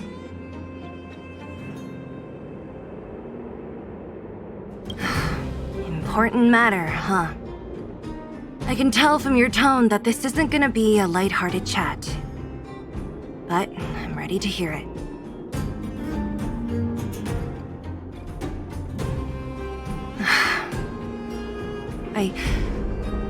I think I get it. At first, I thought it was just a few IPC ruffians overstepping their boundaries. Yeah, you didn't think the future of Belobog was at stake, right? Right. I need a little time to process this. As it stands, the votes are even. Your opinion will make all the difference. In that case, I abstain. What?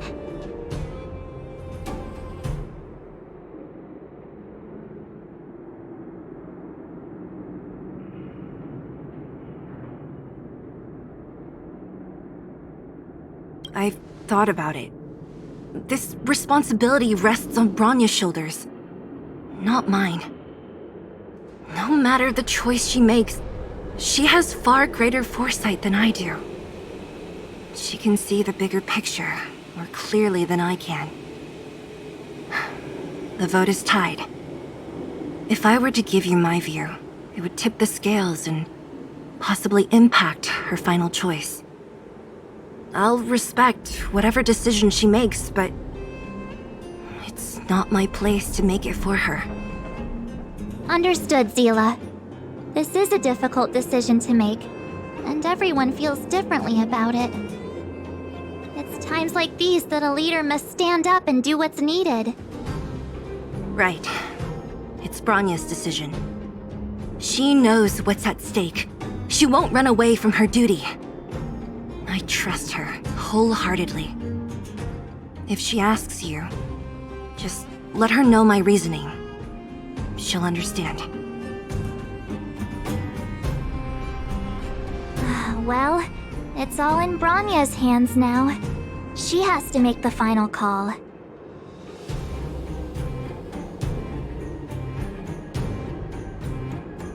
You bet. The Express can vouch for Bronya.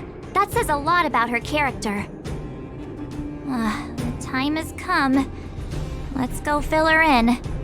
I'm curious to see how she's handling those Klapoth ministers.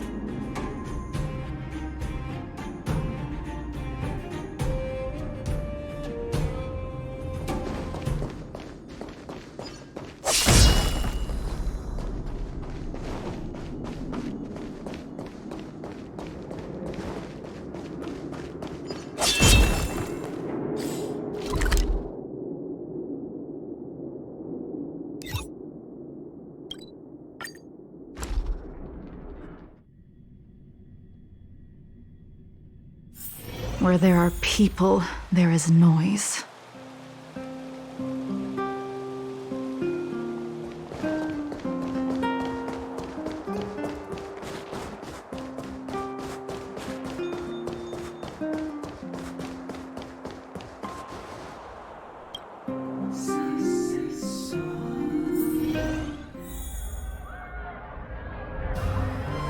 Whoa, the fort's packed! I've never seen this many people here before. Oh, jeez, I can barely even hear myself think.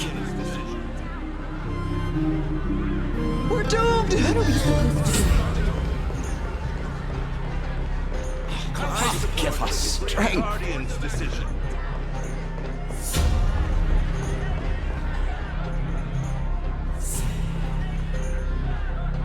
March, you're back.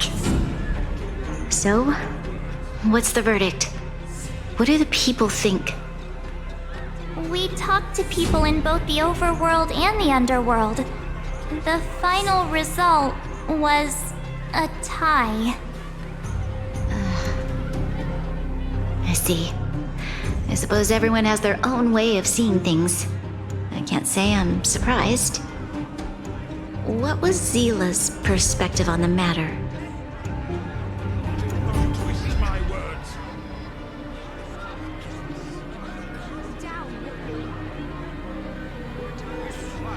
I should have known. That sounds like Zila, all right. Did you come to a conclusion with the ministers? It's so loud I can't tell what anyone's saying. It's pretty much the same situation here. Neither party is willing to compromise. The time has come to make a decision. This chaos cannot be allowed to continue any longer.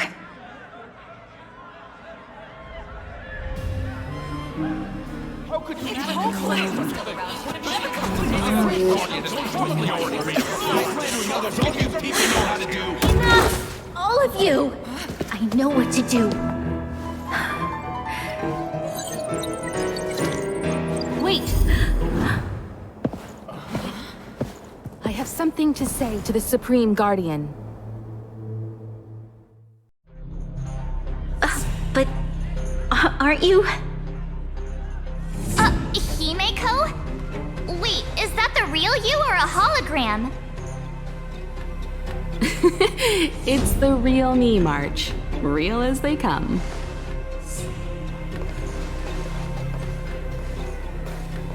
Miss Himeko, from the Astral Express? It's an honor. Thank you for all your help in our previous campaign. Things might have turned out differently without your support. If we had known of your arrival beforehand, the architects would have given you a proper welcome. I'm afraid the current circumstances are quite exceptional.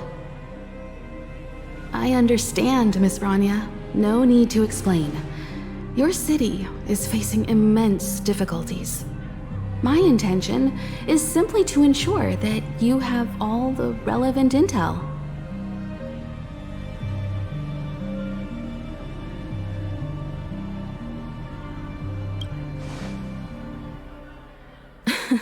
The life of a navigator is a busy one. You should be glad that I made it in time. There is some important information that I must pass on to you, Supreme Guardian. It is my hope that it will better equip you to make a wise and informed decision. Information? Please, tell me what you know, Miss Himeko. I happen to have a friend with knowledge of Topaz. What Topaz said about her home world is indeed true, which is why she believes that the IPC's takeover of Belobog is the only way of ensuring the city's survival. But there is one thing she intentionally left out. Not all worlds that have accepted the IPC's terms have been saved.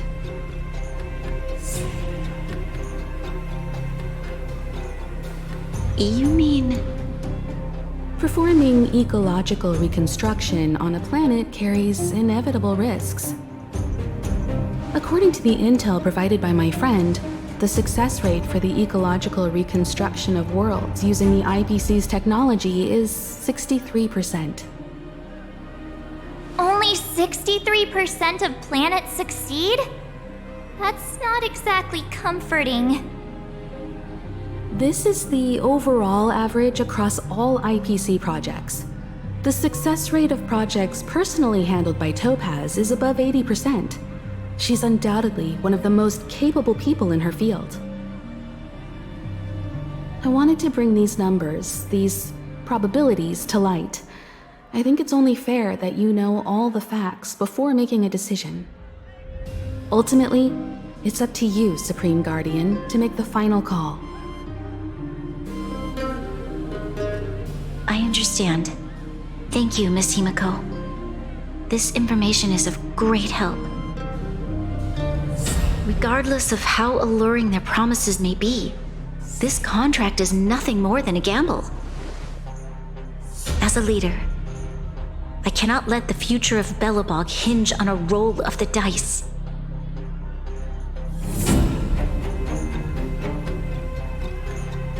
Now that you've decided, I don't have to pretend to be impartial anymore. I think you're making the right choice, Branya. Astral friends, I have an idea, but for it to work, I'll need everyone's cooperation. I need some time to rally all the residents in the city, and then I'll meet with Topaz again.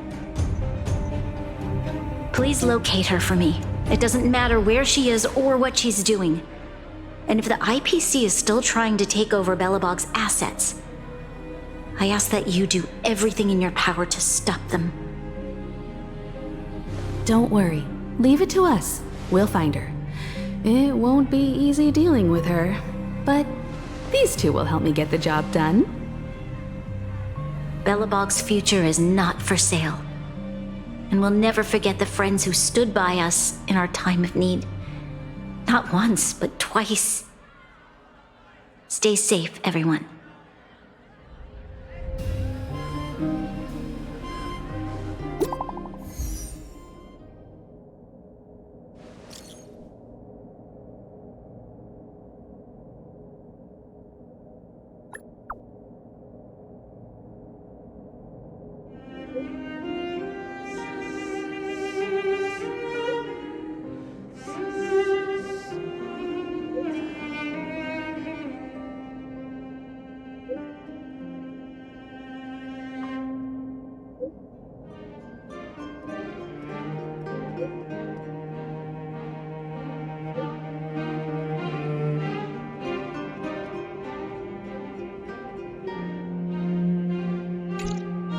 Shepard should be waiting for us in Rivet Town, right? Here we go again. Back to our old stomping grounds for another adventure.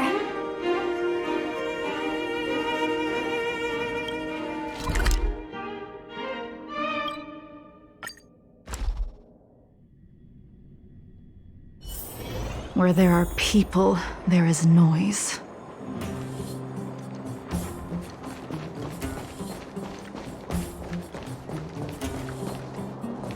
The Supreme Guardian has briefed me on the situation and asked that I assist you in locating Topaz.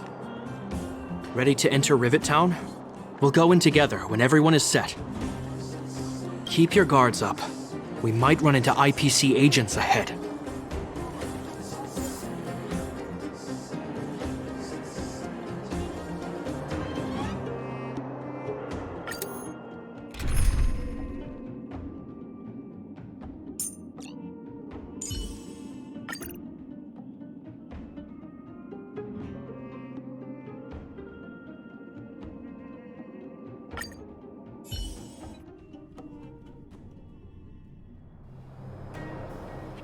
Destination reached.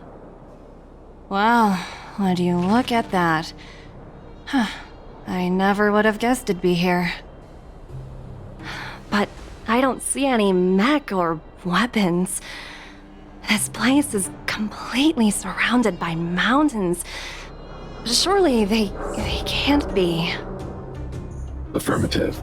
The weapons are concealed within the towering rock formations. No wonder we couldn't find the automaton factory. It was right under our noses all along. Wait a minute. You said these weapons have been hidden here from the very beginning? That means the architects of Eurillo 6 never used them in their fight against the Legion. Correct. After the IPC departed from this world more than 700 years ago, no one has possessed the necessary knowledge for activating these weapons. The architects used the IPC blueprints to construct replica automatons. However, the overwhelming majority of the combatants, commanded by Elisa Rand, were human. I see. The stories about this world are truly captivating. I would like to ask you a question, Topaz. You're awful polite for a big robot. Ask. Don't be shy. If the IPC does not intervene, this world is doomed. Are you convinced of this conclusion beyond any doubt? Yes. I've gone through countless case studies, and they all point to the same conclusion. Any world that comes into contact with a Stellaron is doomed. On the surface, things may appear to be getting better since the Astral Express lent a helping hand. But sooner or later, the underlying problems will resurface. A looming crisis can often lie hidden beneath the illusion of prosperity, unnoticed by many. Understood. Understood. That's it? You don't have any thoughts on the matter? Emotional readings indicate that your response is sincere and accurate. That is all I wish to confirm regarding this matter. While my opinion on the future of this planet may differ from yours, it ultimately holds no weight. I am merely a tool, not a decision maker. Huh. If only my colleagues had the same self-awareness as you. Come on, Numby. We've got some assessing to do.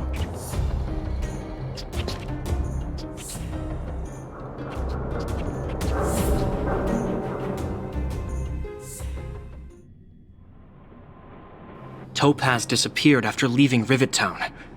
In her absence, her subordinates flooded in and took over. The IPC soldiers are well equipped. It wouldn't be wise to fight them head on. Captain, what do you have in mind? You're right, Miss Himiko. We'll be using the automaton stealth bomb to cover our tracks. Automaton stealth bomb? I'll explain later. Let's get moving.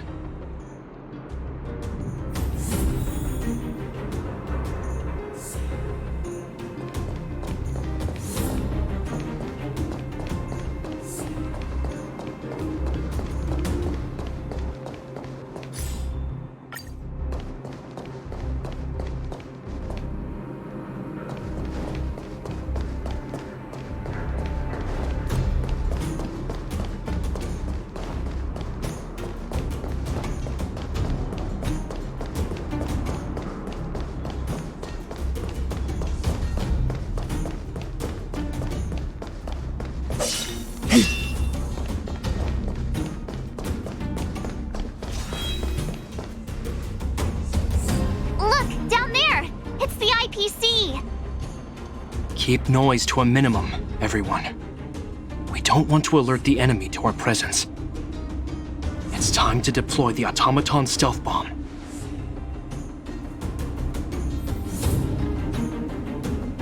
Are you ready? Use the automaton stealth bomb to wipe out the IPC threats.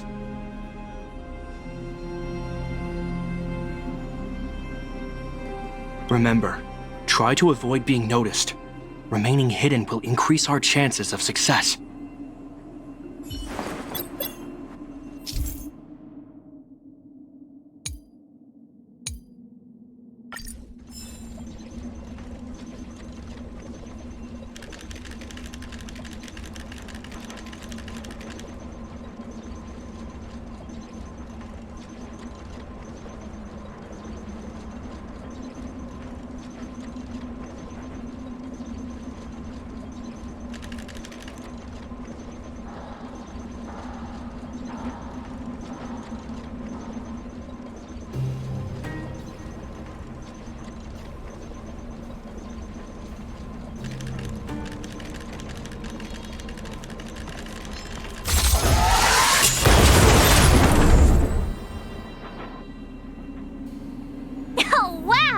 We wiped them all out in a single explosion!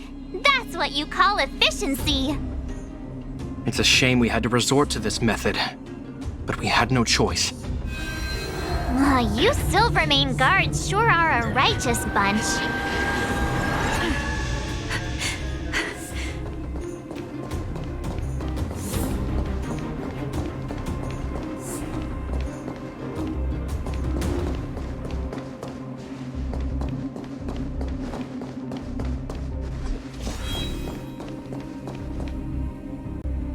I've seen standard issue robots like these before.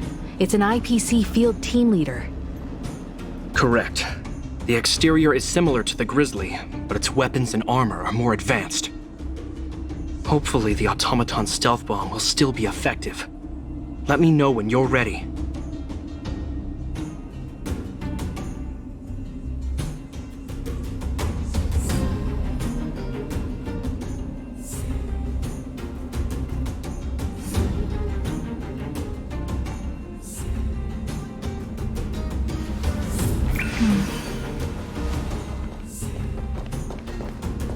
Are you ready? Use the automaton stealth bomb to wipe out. Remember, try to avoid being noticed, remaining hidden.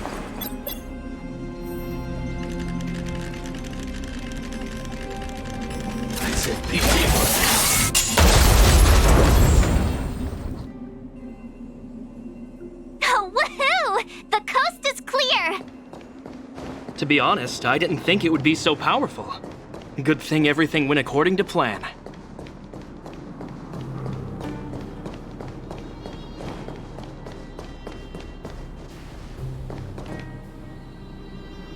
This is the road that Topaz took when she left Rivet Town. Let's find her and tell her about Branya's decision. This time, the gloves are off!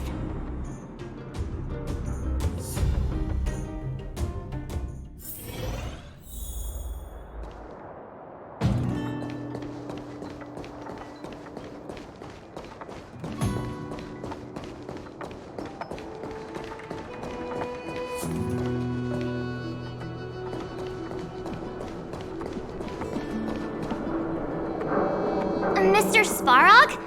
Are you alright? I hope Topaz and her IPC henchmen didn't hurt you. Greetings, outsiders. System functions are normal. I have had no conflict with the IPC's representatives.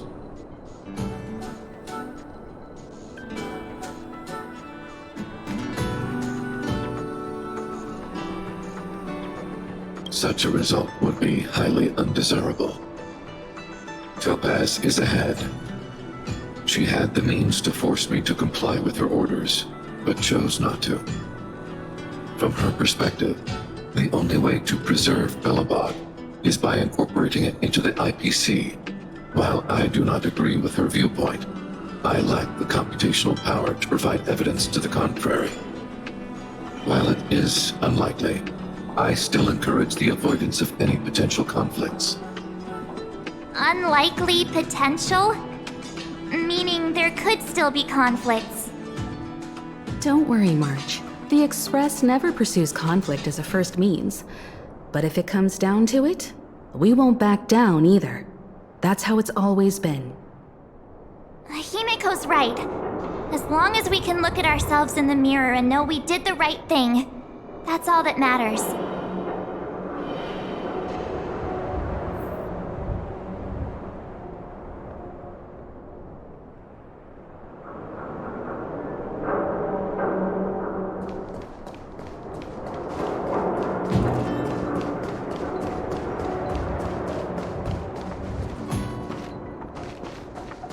Why would Topaz come here? Is she looking for something? It's possible. Many mysteries lurk beneath the surface of this world.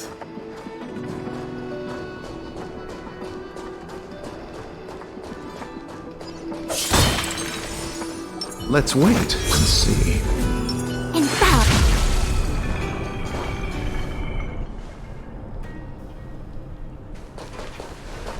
Oh, hey there, Slowpokes.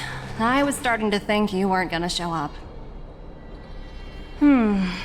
This lady next to Miss March looks oddly familiar.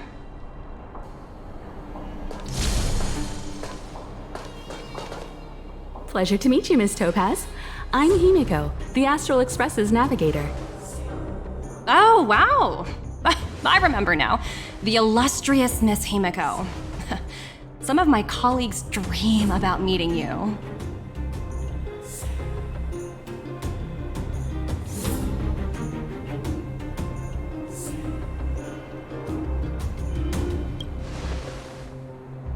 Of course! The Nameless have quite the reputation. You're following in the footsteps of the great Akavili, after all. I'm pleased to see how well everyone's been getting along. Topaz, based on your greeting, I presume you have a good grasp of the current situation? Of course! The deadline has already passed, but Branya still hasn't signed the contract. I think I can guess what's holding her back. Please, don't misunderstand us, Miss Topaz. We have no intention of opposing the IPC or its board of directors, but we have very dear friends on Eurillo 6. Standing idly by and watching them sign an unfair contract goes against everything the Nameless are about. Miss Himeko, sorry for interrupting, but this doesn't sound like a negotiation. We needn't waste our time, March. She made her decision 10 minutes ago. There's no fooling the Astral Express. You're absolutely right. Differing views don't necessarily mean one person is right and the other is wrong. However, to keep things moving forward, there's usually only one solution.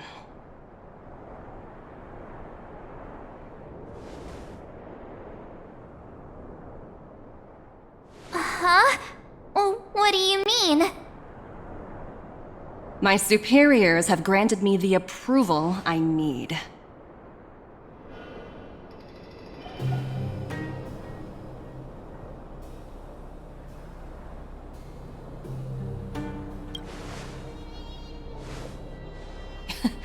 You're very curious about my work, aren't you? So many eager faces. I won't keep you in the dark any longer. Approval to launch an attack on the members of the Astral Express. The best kept secret to getting something over the line? Always be ready to turn the tables. Go, Numby.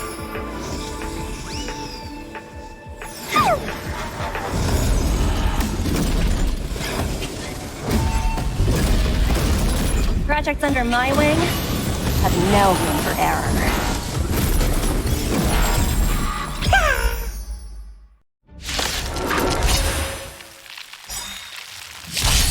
That which is seized must be repaid. Try harder. Savor it in my place.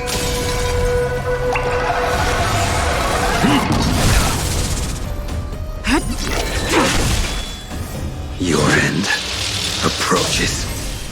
Receive divinity.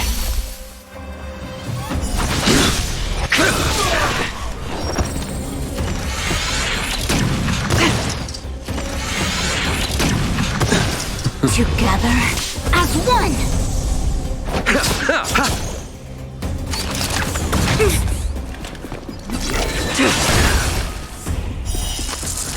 A blade of moonlight.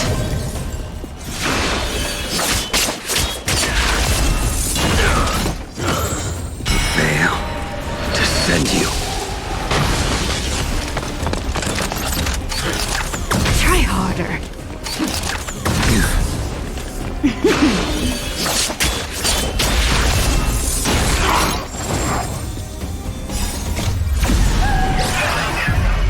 In lunar flame!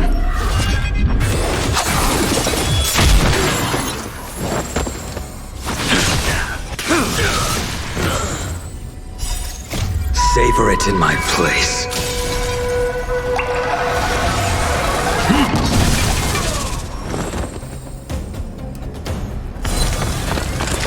Fail to send you.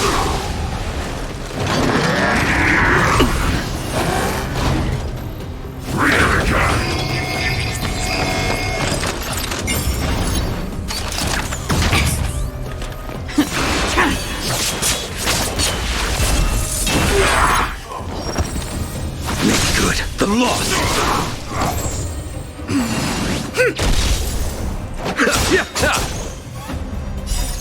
The dead will return!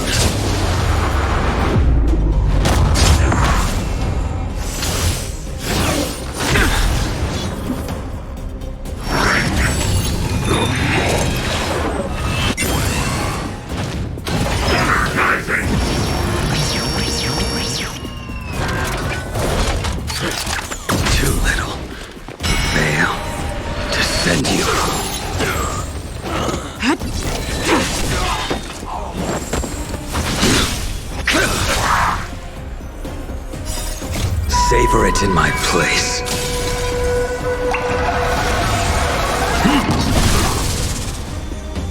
Abyss flower, bloom.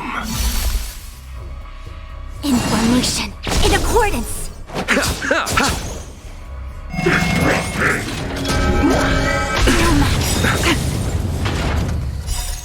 The dead will return!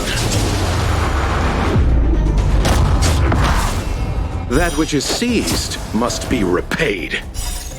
Yet stratagems, constellations, are human creations!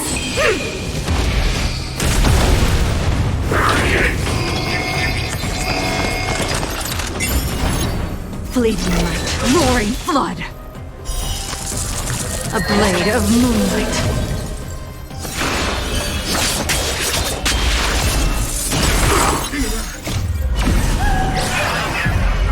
In lunar flame!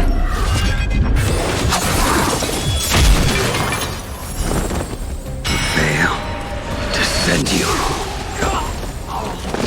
The fight is set. Make good the loss. Converge and awaken!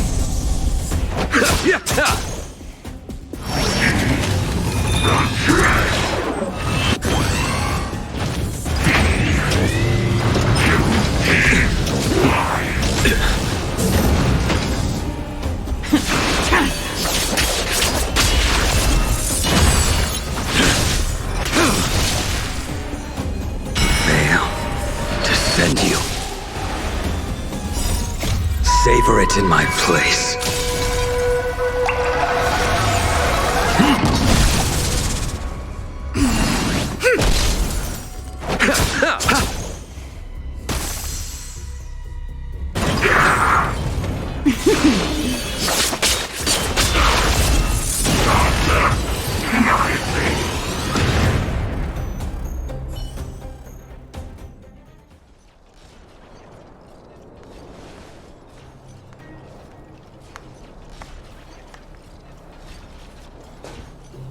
Incredible.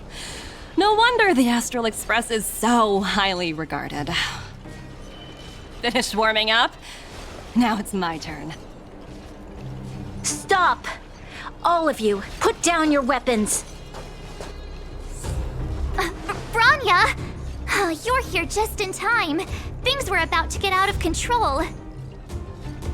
Supreme Guardian.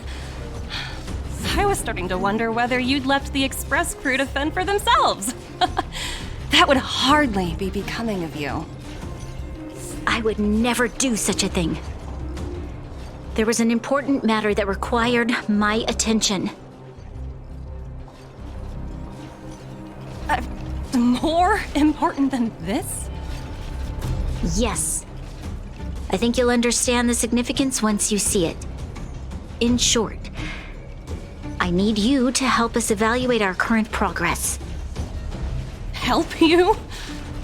That's interesting. I was under the impression you'd already decided to obstruct our operations here. I have read your letter word for word, Miss Topaz. And your childhood experiences truly touched me. Your hometown once experienced a similar catastrophe to Yarillo 6. So I can understand your perspective on the issue and the position you have taken. It's because of this empathy you have that I still hold out a glimmer of hope. Despite all that's happened, I hope we can still find common ground through peaceful means. I have to admit, talking to you is always such a pleasure. I apologize for my behavior just now. It was, inappropriate. I admire your determination, seeing as we've come, this far. I've changed my mind.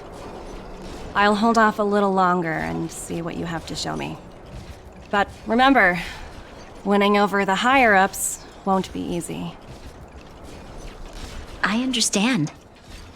That's why I've been taking things one step at a time.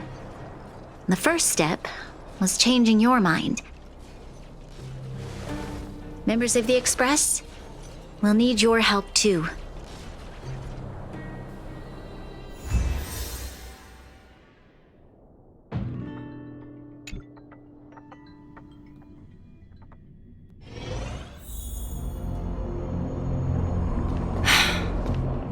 dismal sight. This district. Have you been here before? Yes. This is where we put an end to it all. And then began again. That's right.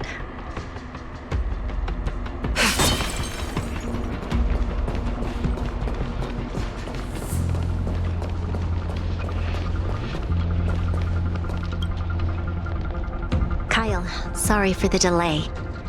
Are we clear to proceed? The path ahead is clear, Madam Guardian. You and your companions can proceed north without hindrance.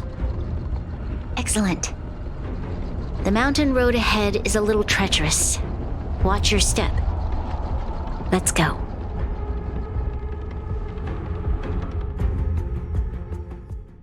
What is this place? We've never been here before, right? We've only recently discovered this domain. Let's keep moving forward. What I want to show you is just ahead.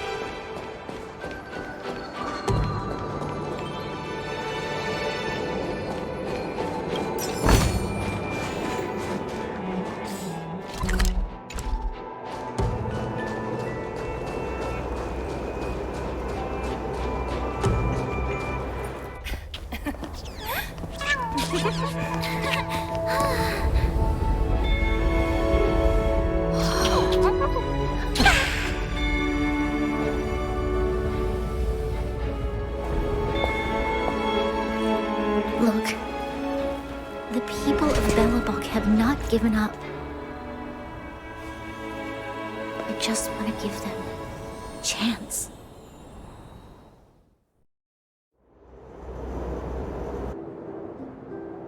Do you two recognize that broken down machine over there?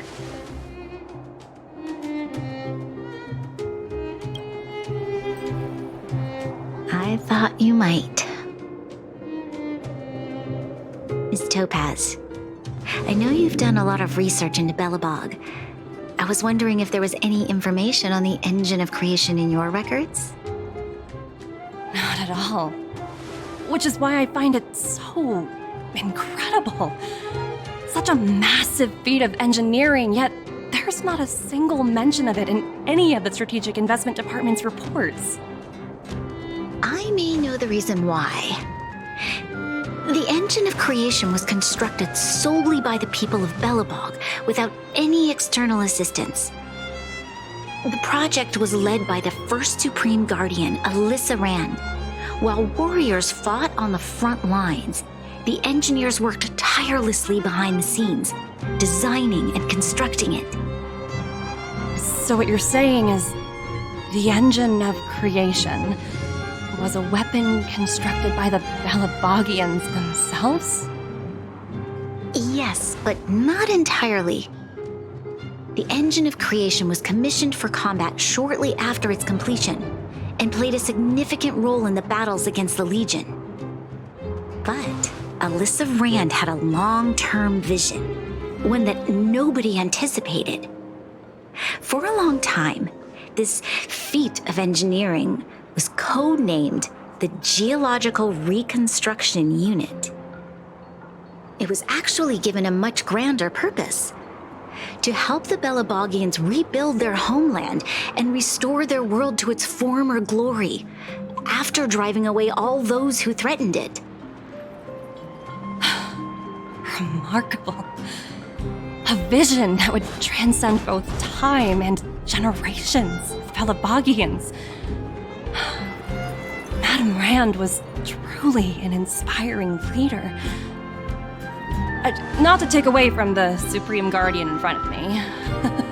She's quite the inspiring leader as well. Thank you. But I didn't really do anything. All I did was bring the people of Belobog together and make them aware that our hard-earned freedom was under immense threat once again. If we want to preserve this freedom, we must act and show those who doubt us that we, Belobog, have the will and the ability to control our own destiny. The outcome of our mobilization speaks for itself. The children of Belobog have made their decision. They have chosen to preserve this homeland with their own two hands. I must say, I didn't anticipate this at all.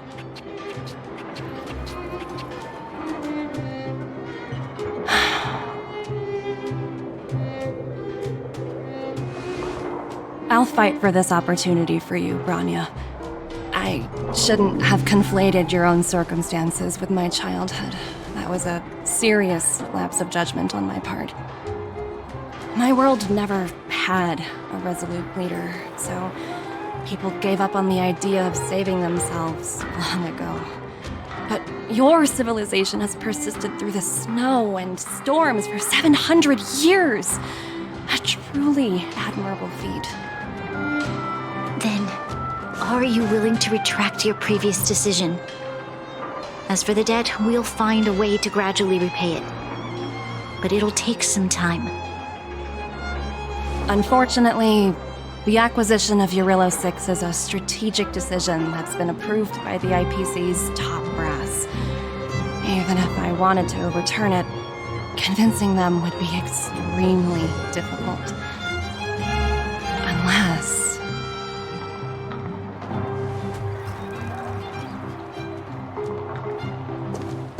Don't worry, Miss Topaz. Myself and all of the Nameless aboard the Astral Express are willing to vouch for this world. Fantastic. That might just work. As for the, reports and potential accountability... I'll handle it.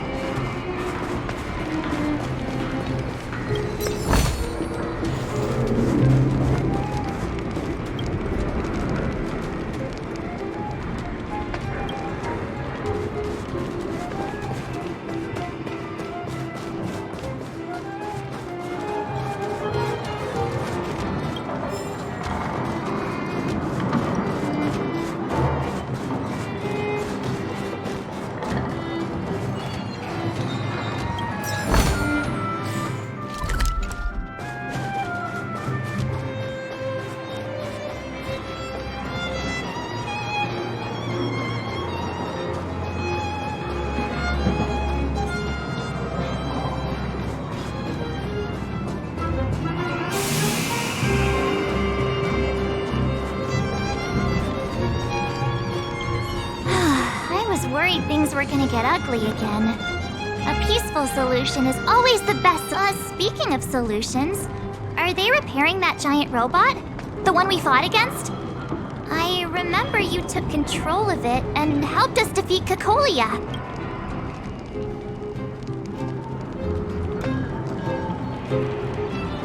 Miss Topaz is definitely up to the job. She has that aura of... what's the word? Invincibility. Well, I didn't get to enjoy the festivities this time around. But at least we still got to meet a top IPC executive.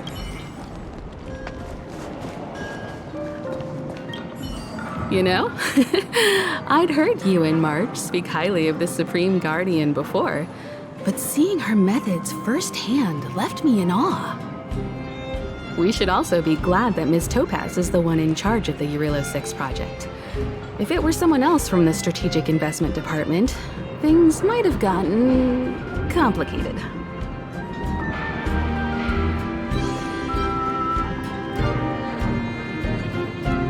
The Strategic Investment Department comprises the IPC's most elite employees, many of whom can be very forceful.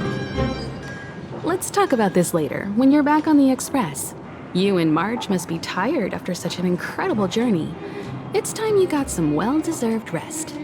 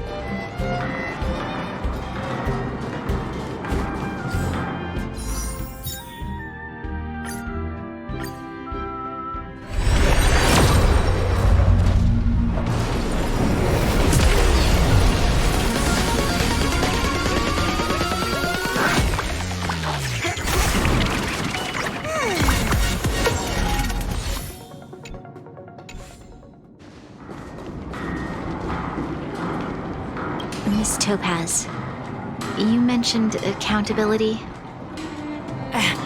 Don't worry, it's nothing I can't handle. There are more important things than titles and ranks. Finding the best solution is what matters most.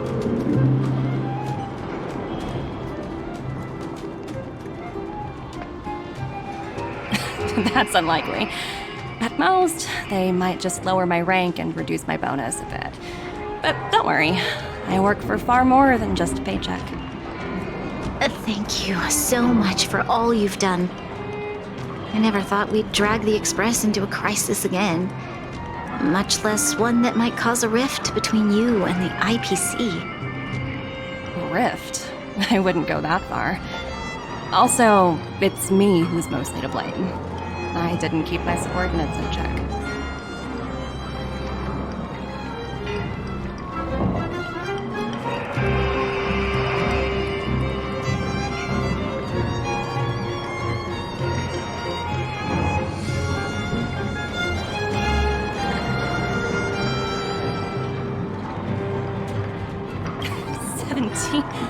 Oh, I think I might know who you're talking about.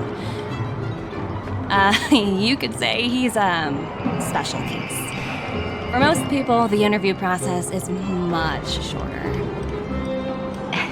I'm glad we're able to discuss some lighter topics. Well, you all need some rest after everything you've been through. I've arranged rooms for you all at the Goethe Hotel. Miss Topaz, if you need somewhere comfortable to stay. I appreciate the offer, but I need to head back and deliver my reports. It's been great getting to know you both. I hope we can work together again in the future. Only next time under better circumstances.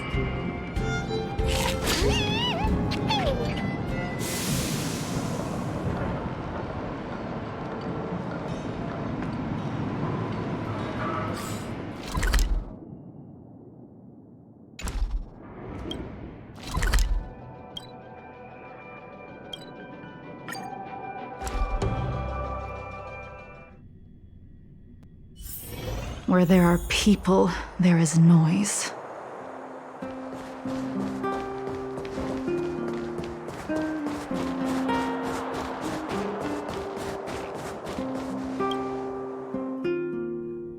I've been wondering, how did you figure out what was happening here on Belobog, Himeko? Well, you know, keeping an eye on the crew is just another part of a navigator's job.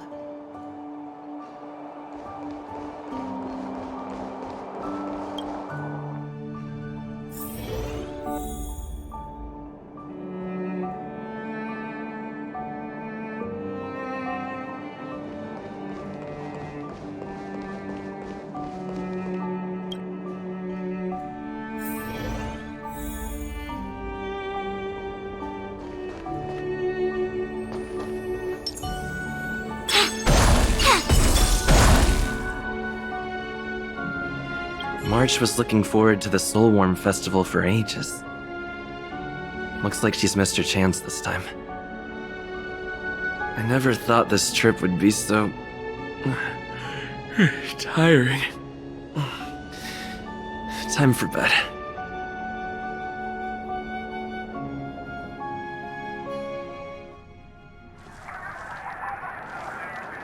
In light of the events that have transpired, we will be taking the following disciplinary measures against you.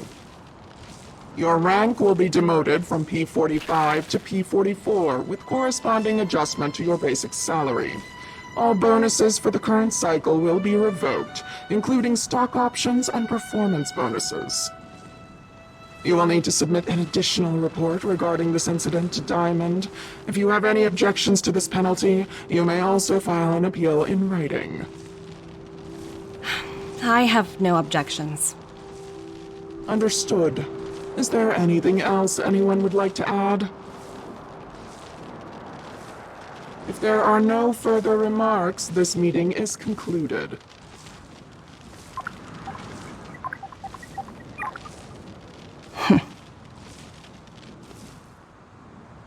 You only got demoted one rank? Phew, you dodged a bullet there. Pretty big project to mess up on. Someone must be looking out for you. Oh, they've already left the call. Ugh, this voice changer is driving me crazy. Let me turn it off. Aventurine, why are you still on the line? Hey, what's with the hostility? It's not like I'm your boss. Oh wait, I guess I am now. My apologies. I'm still getting used to my new place in the hierarchy. Can I help you? If you've got something to say it already. Oh, nothing important. Just checking in on you. I told you Eurylos 6 would be a high-risk, low-reward case. Why do you even bother? In our line of work, having a kind heart can be more of a liability than an asset. If you're not careful, you'll end up leading yourself down a dead-end road. Anything else? If not, I'm hanging up. Wait, hold on a minute. Don't hang up, I get it. You're not in the mood for this conversation right now. Okay. How about this? Something that might interest you. While you were enjoying your playtime on Eurylos 6, Diamond was busy taking care of the head honcho of the Building Material Logistics Department. That's why he didn't attend today's meeting. A Terravan? That's right. The renowned Terravan. One of the 7 board members. He's throwing his support behind us instead of the Marketing Development Department for once. Oswaldo won't be laughing anymore. Diamond's been a great help to both of us. Your antics on such a crucial day can't exactly have painted the Strategic Investment Department in a good light, you know? Since you get the point, let's get down to business. I'm currently at Pierpoint. There's a major deal that could affect the whole department. I just so happen to need a reliable project manager for the job. What do you say, old friend? Huh. And what prompted the mighty Aventurine to start collaborating with others? Penacony. What else? What? That's right. Now that's the kind of reaction I was hoping for. Hold on a minute. Diamond picked you for this project? I was expecting someone like Opal or Obsidian to handle it. At least someone higher than rank P46. Honestly, who knows? The family has some pretty questionable characters. If you ask me, doing business with them is a lost cause. But as we both know, the IPC does more than just business deals. Guess it's my time to shine. So, how about it? This is a rare opportunity. Consider it. You never know, you might even be able to make up for your blunder on your Rillo 6. I'll get back to you later.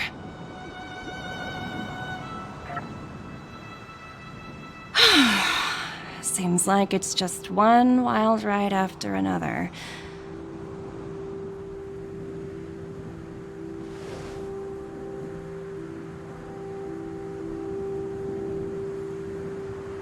I hope I made the right decision this time.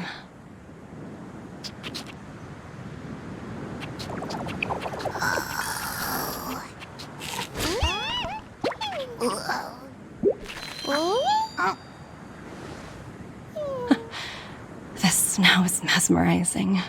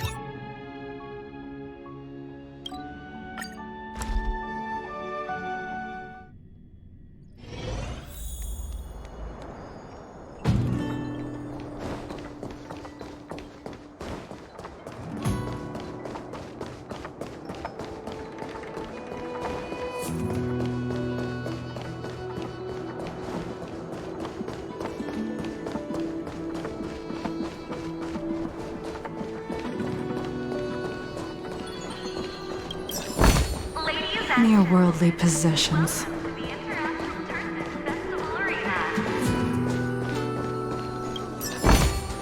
Mere worldly possessions. Welcome to the festival arena. Please ask one of our staff members. Mere worldly possessions. Welcome to the arena. Please speak with a staff Mere member. worldly possessions. Sign up as a contender.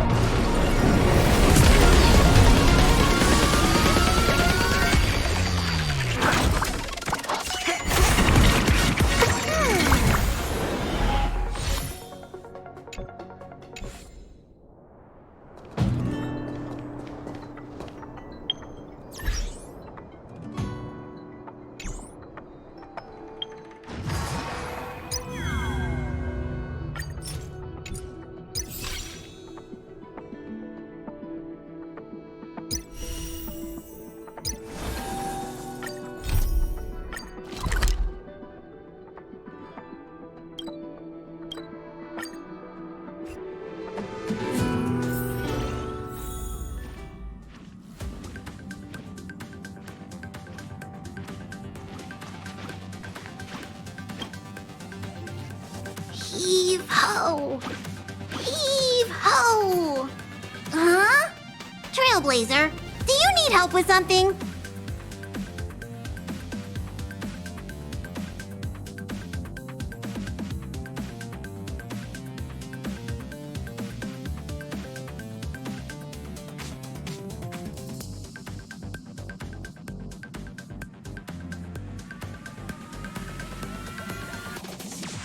Pom-Pom's been cleaning up this whole time and didn't see any letters.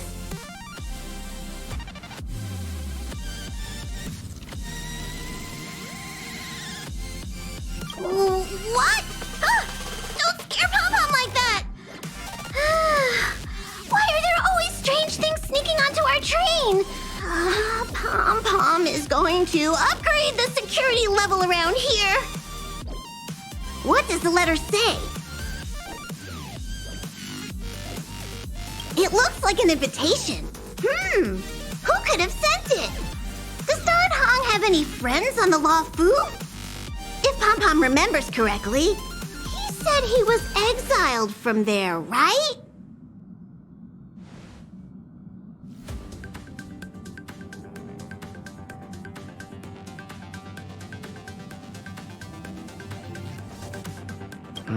Unlikely.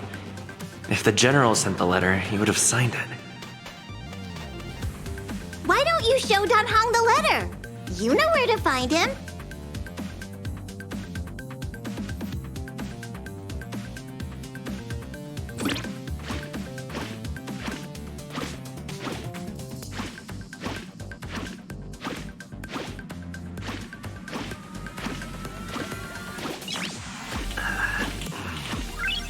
Nice.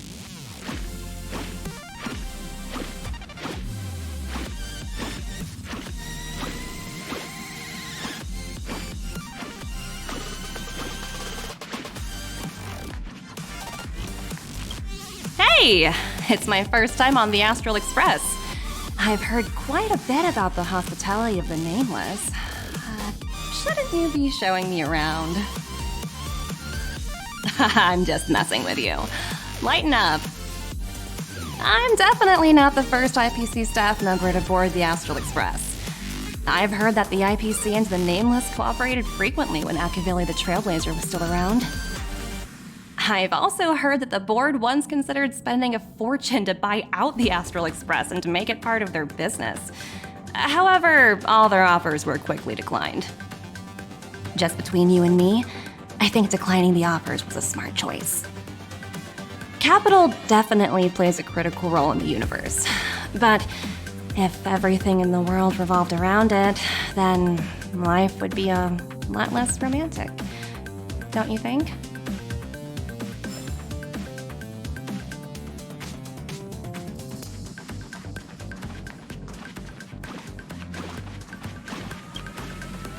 I'm certain that... Oh, this is giving me the shit.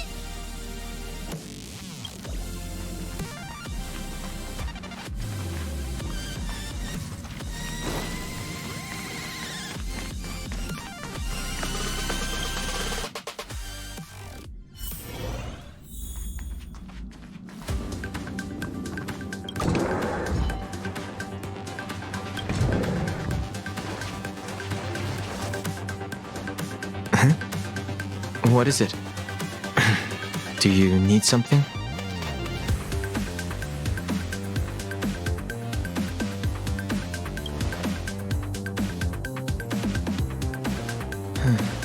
There's no signature, and it doesn't mention a time or place. Looks like whoever sent this expects me to remember.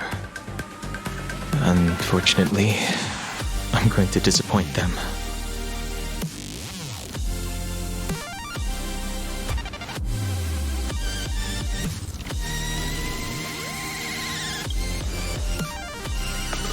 Thanks, but I don't even know where to start. Let me hold on to the letter. Anything related to Dan Feng's past should be handled with care.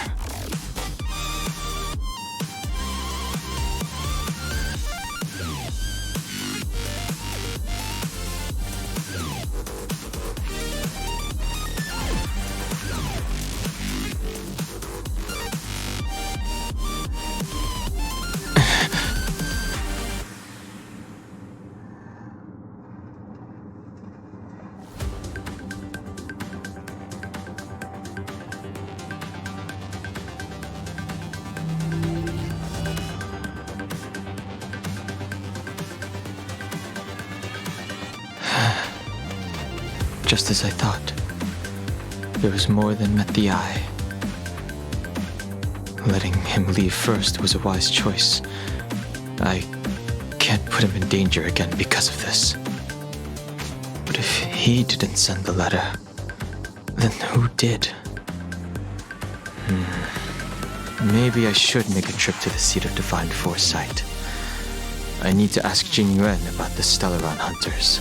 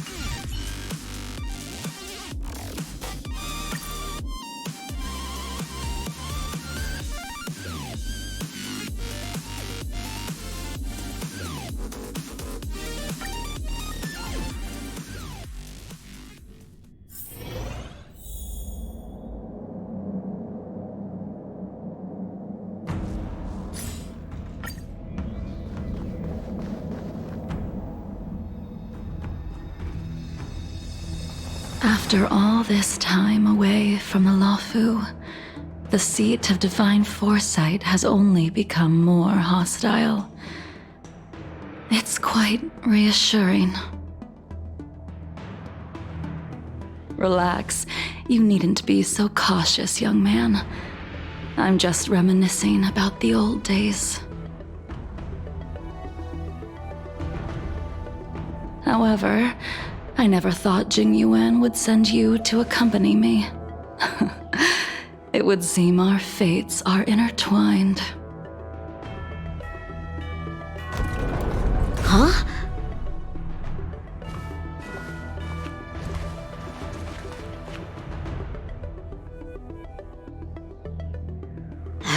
I've got my work cut out for me today.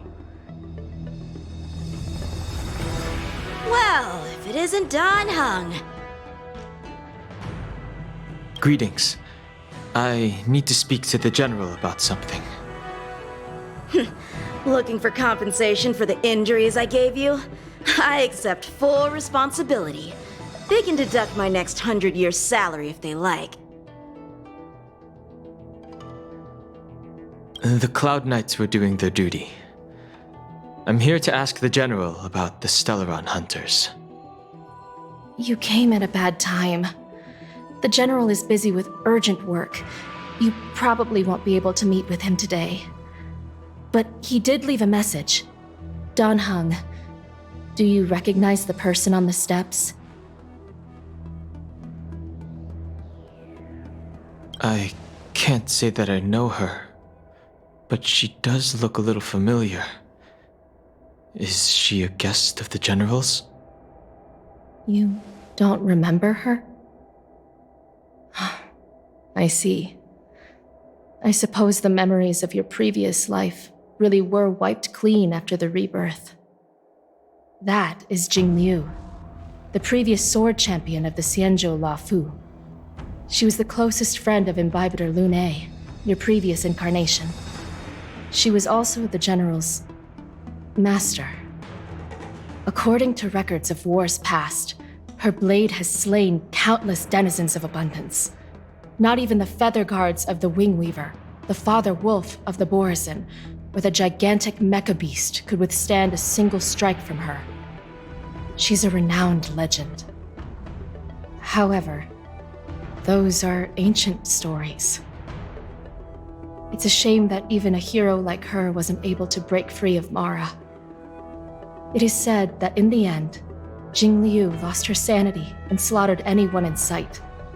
She was deemed a criminal and fled to outer worlds. With her powers, you'd think there would be no one capable of bringing her in. For some reason, she arrived on the Luofu with a suspect disguised as a traveling merchant and said she wanted to turn herself in. Her surrender came with one condition: that she be allowed a day of freedom before the trial. She wanted to travel to Scale Gorge Waterscape and meet with her old friends one last time.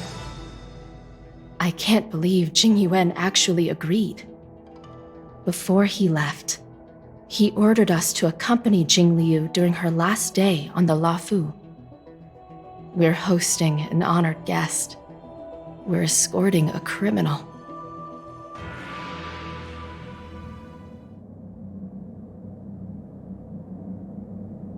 Imbibitor Lune, you're here. Since you traveled all this way, why don't you come and talk with me?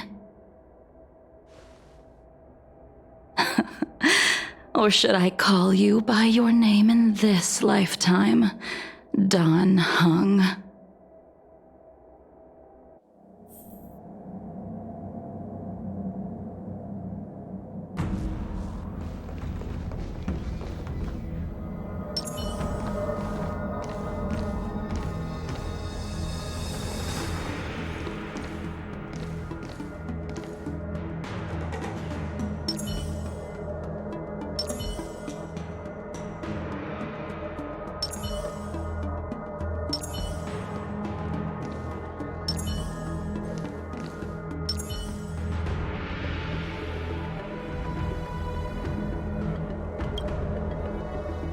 When I left the Cienjo, I heard they took away your scales and horns, forced you into a hatching rebirth, and detained you in the shackling prison. I thought Imbibitor Lunae had been wiped from this world, but then I returned to the Luofu and watched as you parted the sea. After all these years, it was a magnificent sight to behold.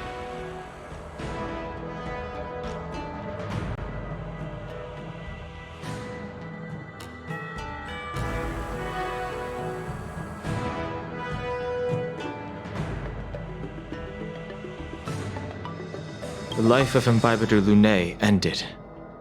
I stand before you, a completely different person. I understand. The sins of a past life should be forgiven after rebirth. Now you are a nameless, traveling across the galaxy. But can anyone really bid farewell to their past?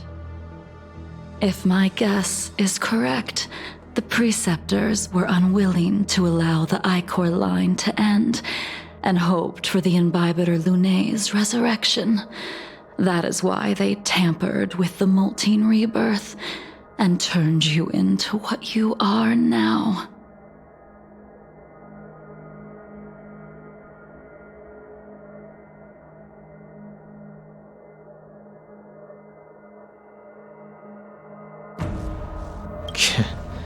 You're not here to reminisce on old times. Tell me why you're here.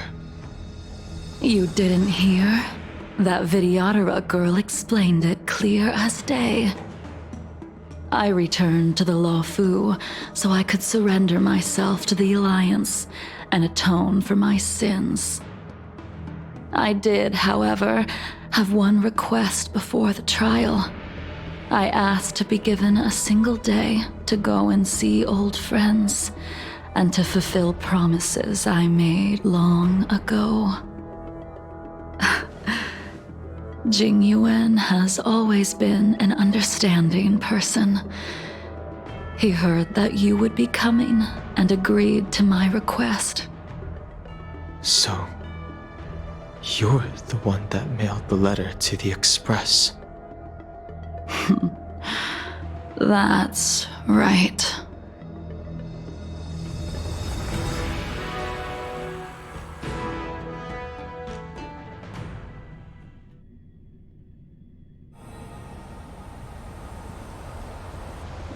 The sea's depths conceal no stone, and dragons' breaths reveal the moon. The scenery of Scale Gorge waterscape is truly as magnificent as the poems describe.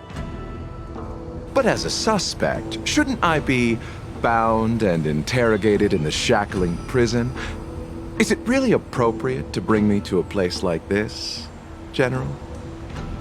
Holding you in the shackling prison would be more trouble than it's worth. For security purposes, we will be performing your trial here. For security purposes.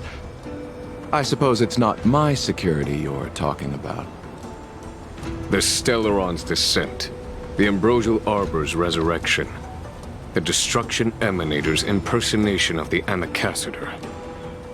According to the Skyfaring Commission's investigations, you arrived on the Luofu with a group of merchants, but didn't make a single trade during your stay.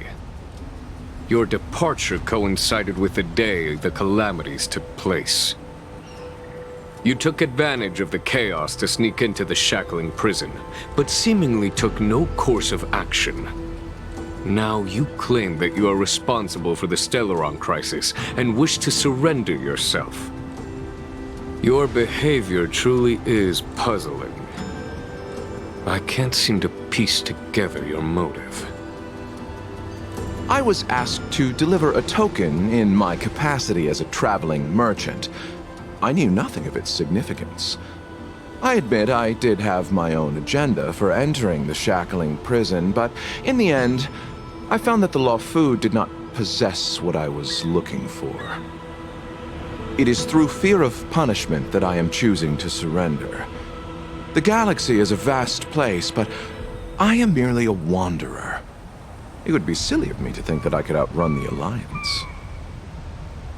Merely a wanderer? You're too modest, Lotcha. Do I need to remind you of your actions at the Eternity Fortress and the Shroud Veil Star Zone? Or must I utter that tongue twister of a name?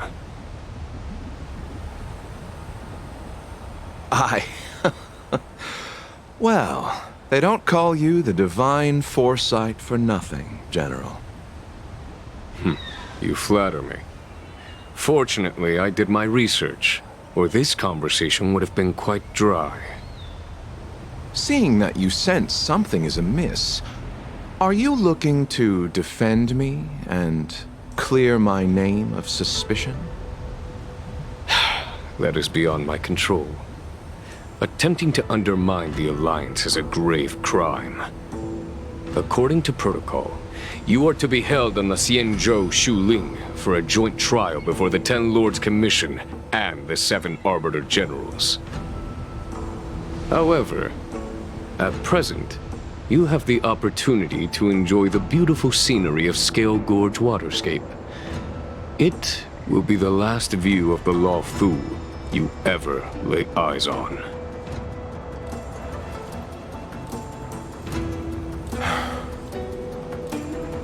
She told me that the High Cloud Quintet once gathered and feasted here hundreds of years ago.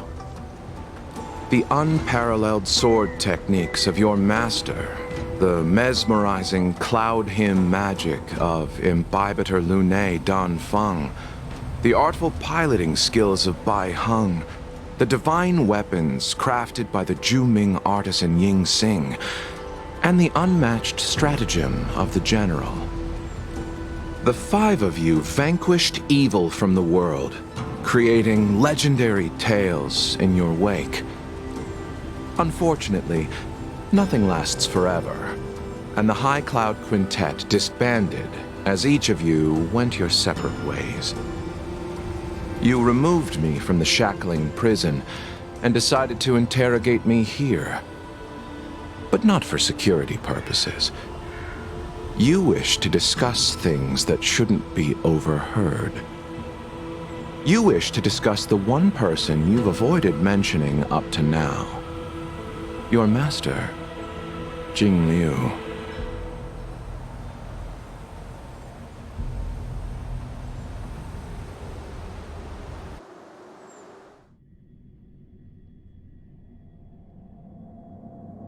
We can head out now.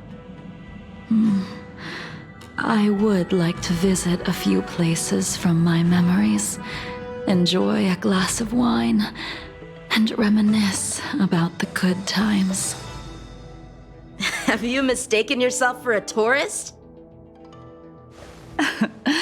I would make a wonderful tourist.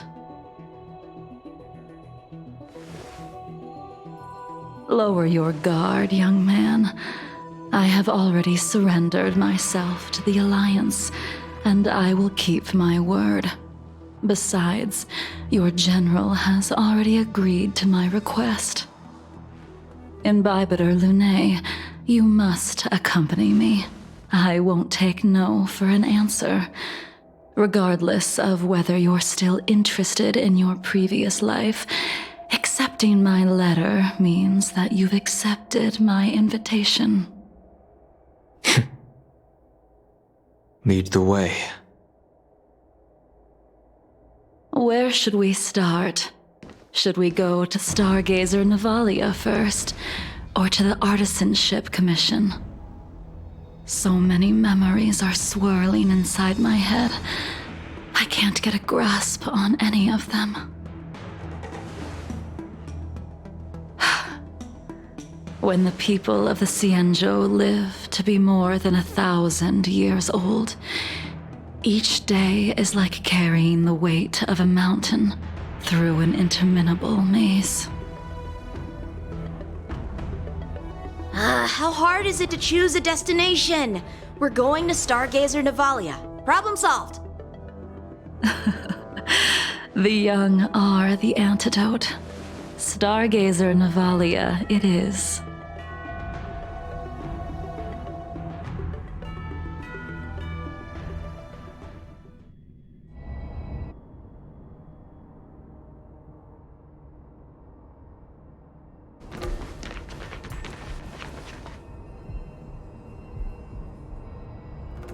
If it's star skiffs you wanted to see, we could have headed to the Jade Gate. Why did we come all the way here? Young man, have you ever heard of Bai Hung, the Foxian pilot? Bai Hung? I think I've seen that name somewhere before.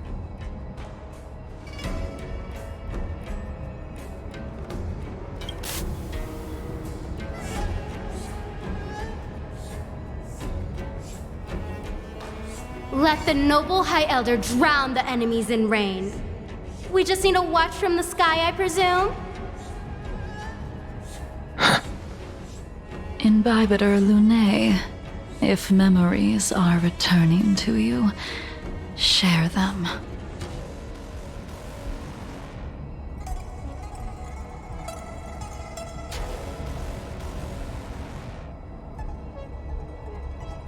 I think she was one of Imbibitor Lunae's comrades. She was a comrade and friend to both Imbibitor Lunae and all of us. Well, that's all in the past now. The reason we came to Stargazer Navalia is because I wanted to pay tribute to her here.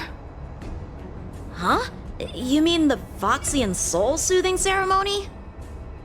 Yes, the sending off of a star skiff. It represents the voyage of the deceased into the stars. Due to circumstances beyond my control, I never had the chance to bid farewell to her. It is something I have regretted to this day. As for procuring a star skiff, I know they can be manufactured here, but I know nothing of the process. I see. Follow me. I don't know anything about manufacturing star skiffs either. But getting these machines to work shouldn't be too hard.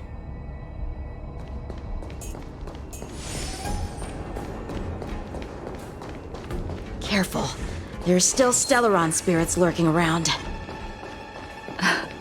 No need to worry about the two of us.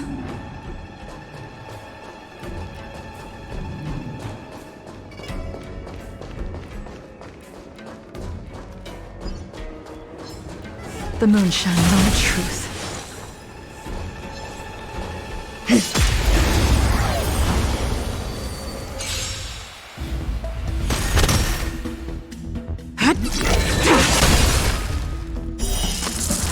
A blade of moonlight.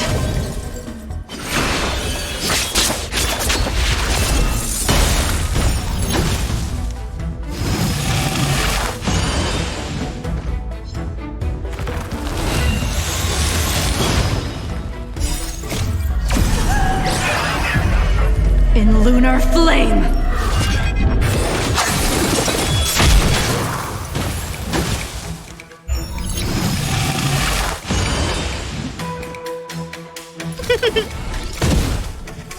The fight is set. Make good the loss.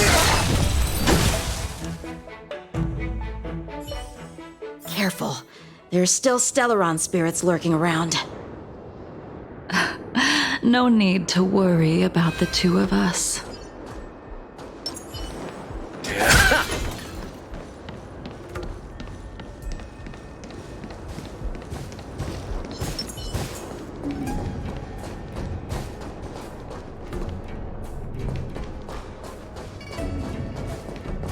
The moonshine moment truth.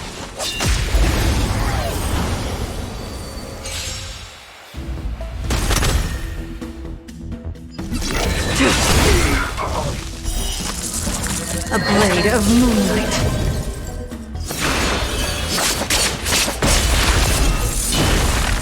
Abyss flower, bloom.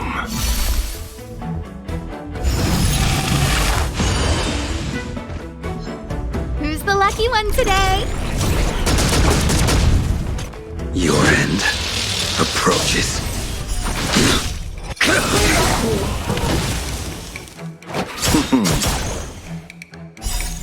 The dead will return! That which is seized must be repaid.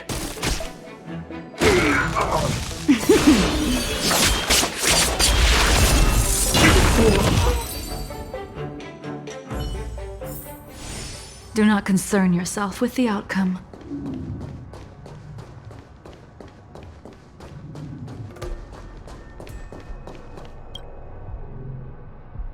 We've arrived. All ship production in Stargazer Navalia starts here. Just enter the command into the device. The vessel used to cultivate starskiff seeds will be activated, and a ship will appear in the skyport soon after. I remember now. I've seen Bai Hung's name in books before. You like to read? I couldn't tell. Hey, I don't read much, but the General forced me to finish a bunch of ancient volumes during my training. I remember one called Views of the Universe from a Starskiff. The author's name was Bai Hung. That's right. Bai Hung was the one who wrote that travelogue. It was actually really interesting. 90% of it was about starskiff crashes on different worlds and dangerous situations. It also had records of local species and ecosystems. I remember thinking, how could an ace pilot crash land her starskiff so many times? Then I realized that every time, she made the best of the situation and got back alive. Her luck really was out of this world. Indeed. Her luck always astonished us. Whenever she piloted a mission, you could almost guarantee a narrow escape from the jaws of some abundance behemoth, or a miraculous return from behind enemy lines. Very few starskiffs she piloted were able to return to port in one piece. The folks at the Skyfaring Commission secretly referred to her as the Starskiff Killer. She also possessed an uncanny ability to predict future events, inauspicious ones at least. Every ill omen that came out of her mouth would sure enough come true. Very few Cloud Knights had the courage to accompany her on missions. However, when it came to surviving, her fortunes were incredible. Even in the worst situations imaginable, she was always able to turn the tide. Luck is a type of strength, after all. I hope that this ship, built for the Starskiff Killer, will also be able to return to the stars. Ha! That'll do it. The Starskiff assembly line has been activated. The Starskiff will take shape and enter the skyport. Let's go wait for it there. It won't be long. Thank you, young man.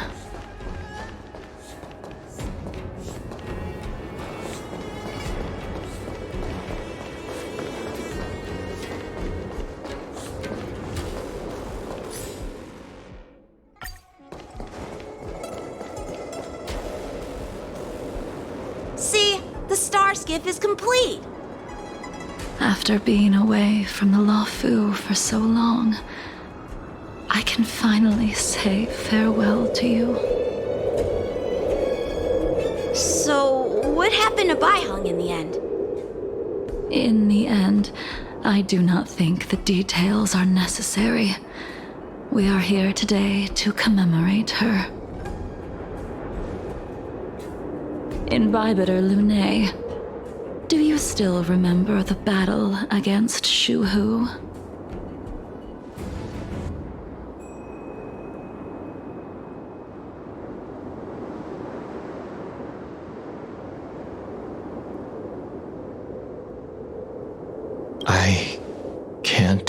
remember anything. Let me refresh your memory. During that battle, Bai Hung, being the headstrong girl that she was, managed to exhaust the luck that was bestowed upon her by the Rainbow Arbiter. She charged ahead and shattered the enemy's defenses, allowing the Xianzhou soldiers to break through Shuhu's sanguinary abyss and awaken you from your dragon's delirium. She was not able to walk out of that fight. We all shoulder a debt that we will never be able to repay. For the Cloud Knights, giving up one's life on the battlefield is an honor.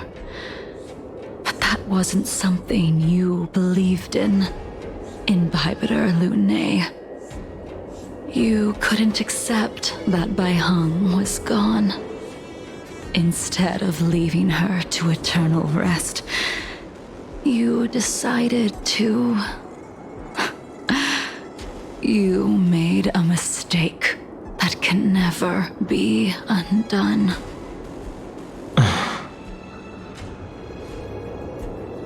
There is no need to respond, Imbibitor Lunay.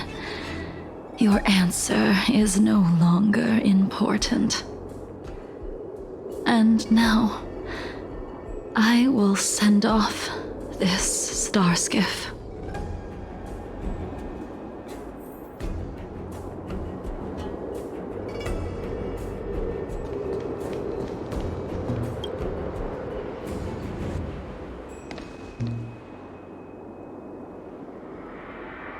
Bai Hung, I've brought your flagon. This was a gift handmade by him, though he never got the chance to give it to you in person. I'm sorry it took so long for me to find it. Only by bringing it to you will my nightmares be calmed. I will fulfill what you asked of me. I will keep my word, even if it requires me to cut down the stars in the sky.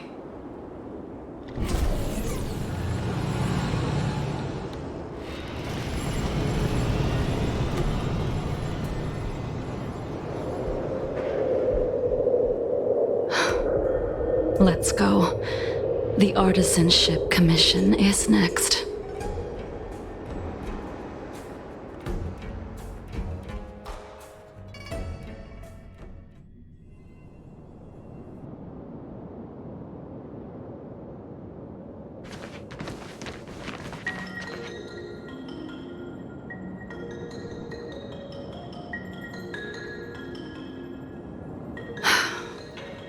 Since the Arbor's resurrection, the land has been crawling with abominations.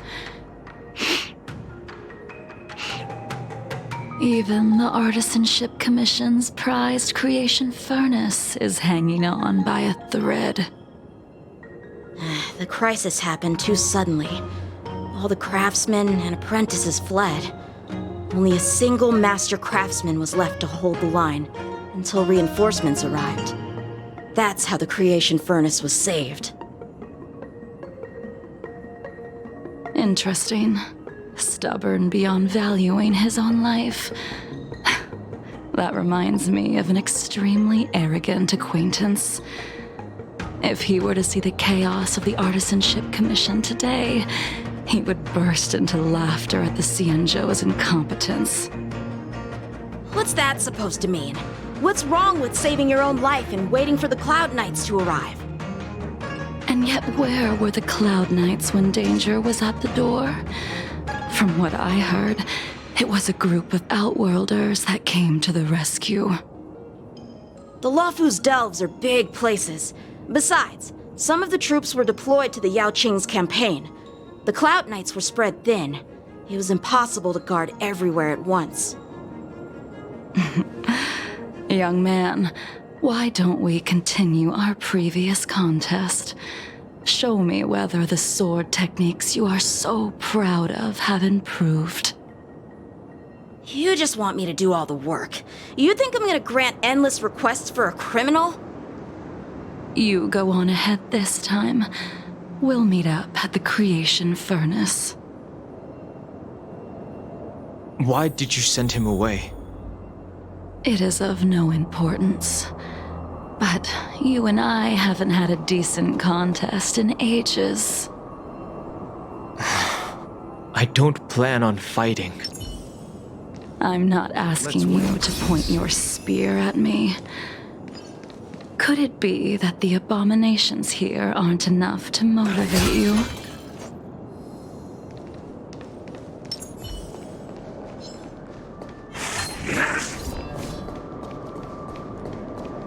The motions on the truth.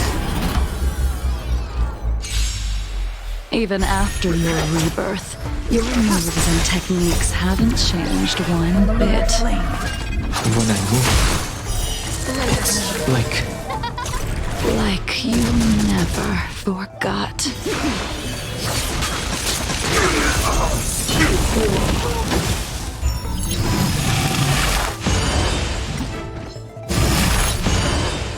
The fight is set. Savor it for me.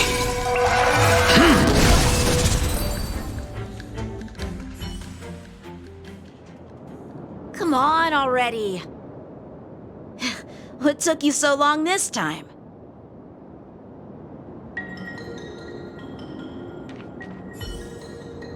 Don't get anxious, Imbibitor Lunae. We have all the time in the world.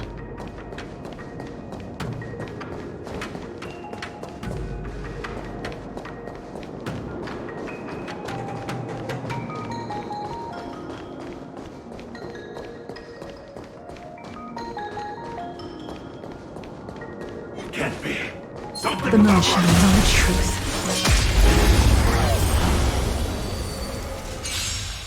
This spear still recognizes you as its master.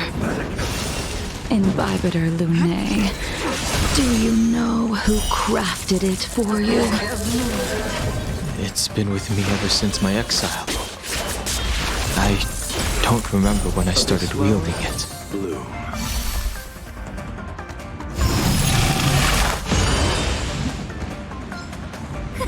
A gift from the stars. Oh, profound secrets of the stars. Give these trailblazers your blessing. The fight is set.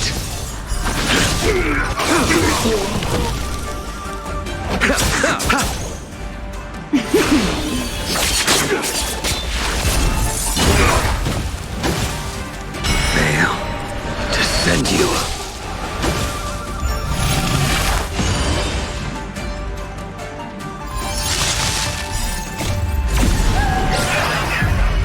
In lunar flame!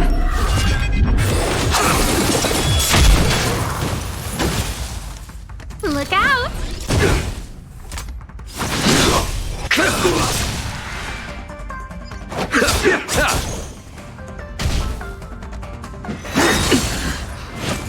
A miracle.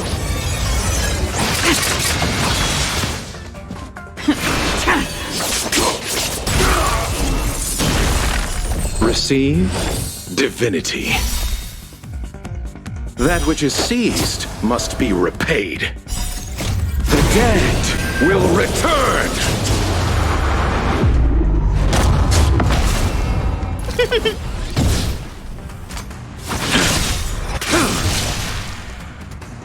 Fail to send you. Savor it in my place.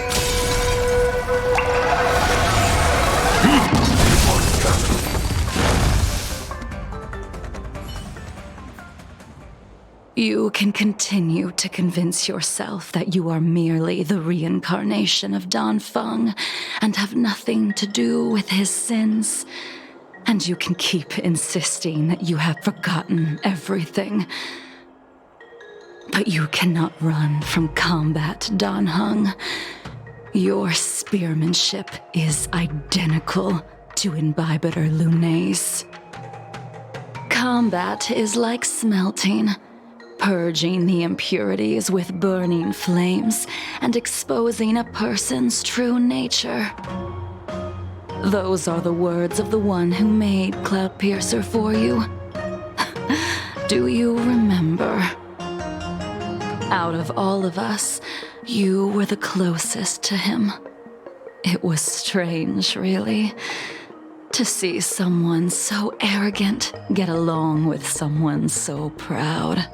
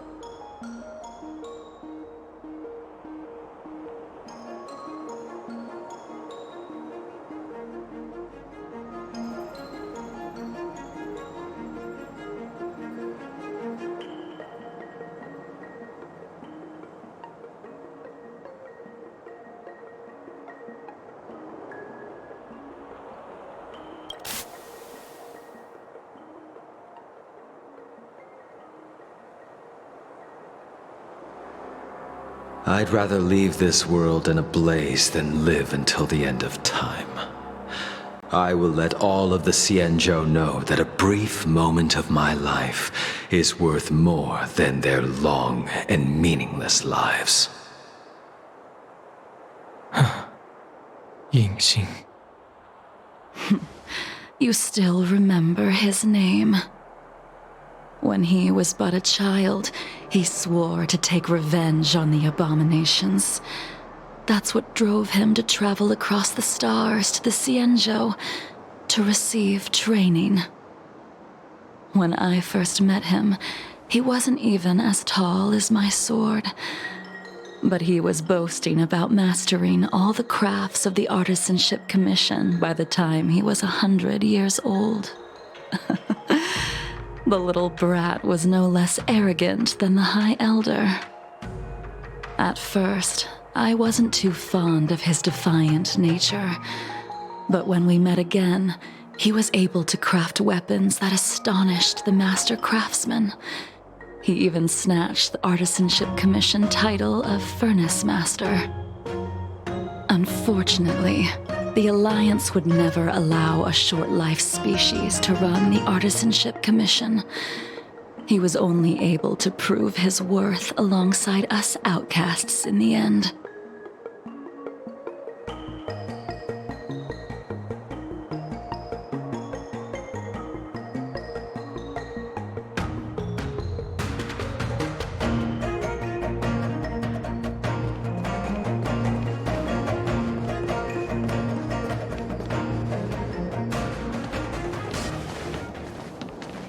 You didn't go easy just so I would get here first, did you?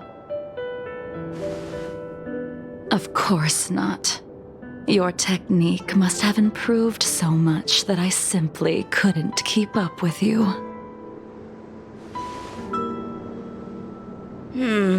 So, are we here to commemorate your short-life species friend? Eavesdropping is a bad habit. Besides, when did I ever say he was no longer in this world? Even the cryocapsules wouldn't be able to extend the life expectancy of a short-life species for long. If he is still alive, he must be ancient.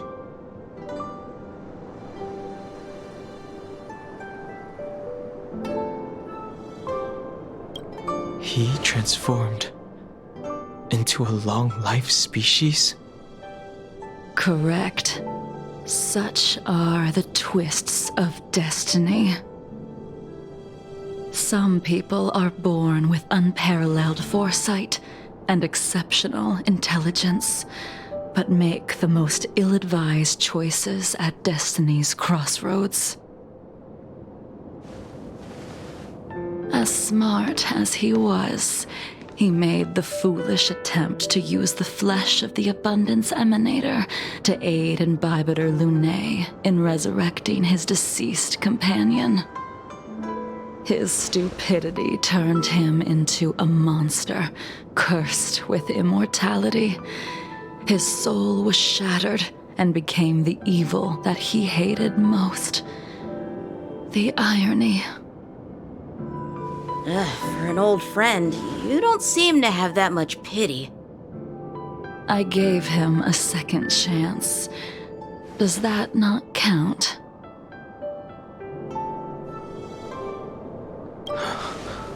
What did you do to him? He should have been eternally jailed in the shackling prison for his crimes. But I gave him a different kind of freedom. I took the shell that once held his soul and passed my sword techniques on to him. I let him die 100 deaths to remind him of the karma of his previous life. Afterward, I heard he was reborn and even gave himself a name. We've idled too long. Let's head to the Alchemy Commission.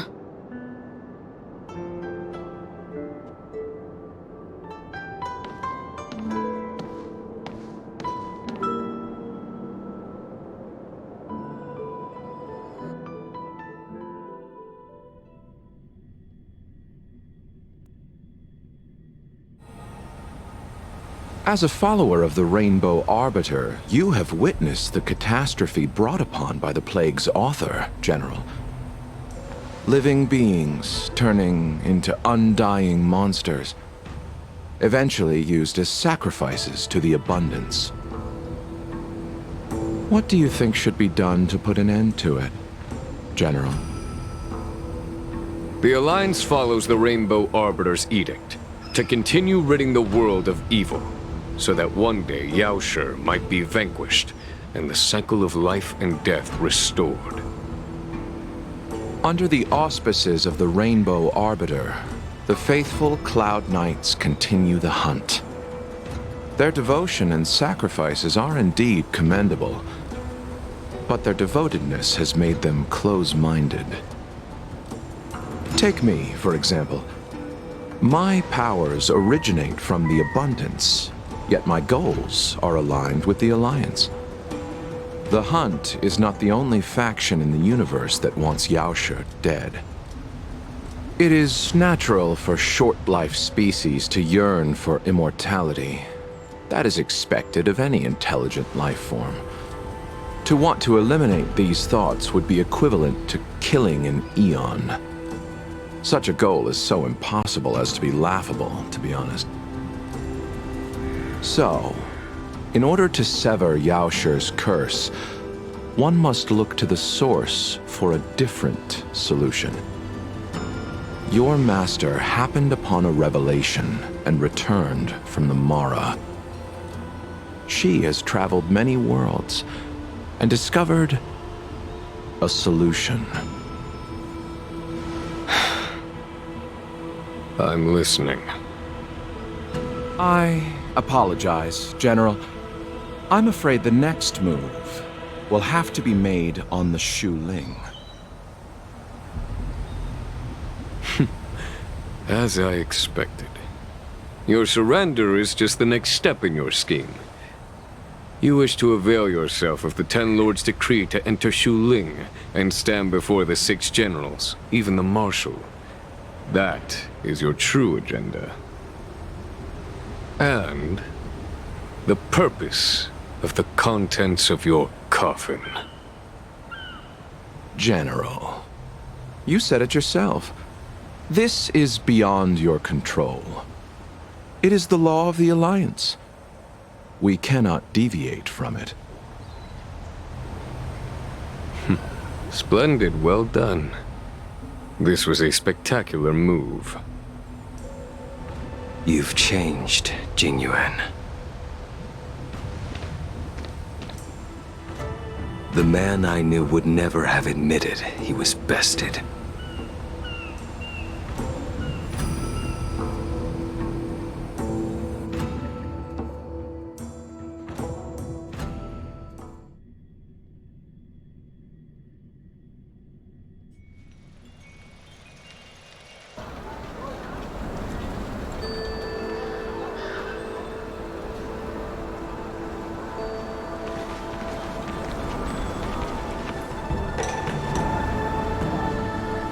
Order's already been restored to the Alchemy Commission. Why are we here? I heard the healer lady is capable of curing all diseases. I'm here for the same reason anyone would be. For a checkup and consultation. Patience, young man. We're not far from Scale Gorge Waterscape. The mission the General tasked you with is about to come to an end.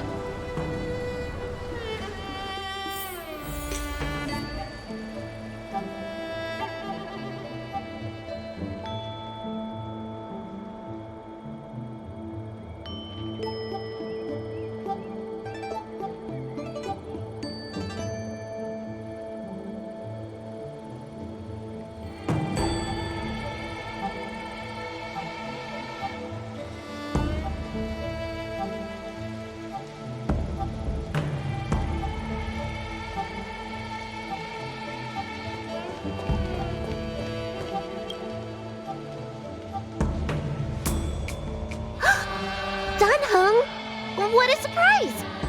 Are you not feeling well? Please, come this way.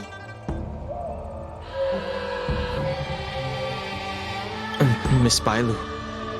She's here for a consultation. Oh, I see. Are you here for your eyes? Or is it something else? My eyes are fine. I cover them to avoid seeing that which reminds me of the past and riles my inner demons. My thoughts have been disordered lately, and I experience occasional night terrors. Do you have a way to soothe my mind, Dragon Lady? Those symptoms don't sound like my area of expertise. Bah, who cares? The healers of the Alchemy Commission don't get to pick and choose their patients. Give me your hand. We'll start by checking your pulse. You'll need to take some translucent worms so I can take a closer look. Your hand! It's freezing! Please wait. Dunhung, can I speak to you for a minute? Your friend here has a very peculiar condition. Her pulse is extremely faint. Normally, this would mean that she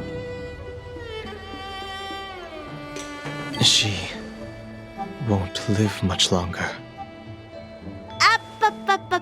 Let the healer make the professional diagnosis. Your friend's situation is unique. She looks healthy, but her hands are cold as ice. It feels like there's a dark current running and pulsing between her core esse and her veins. I've never seen anything like it. With more research, I might be able to make a new entry in the medical records. Can you and your friend come back for follow-up visits?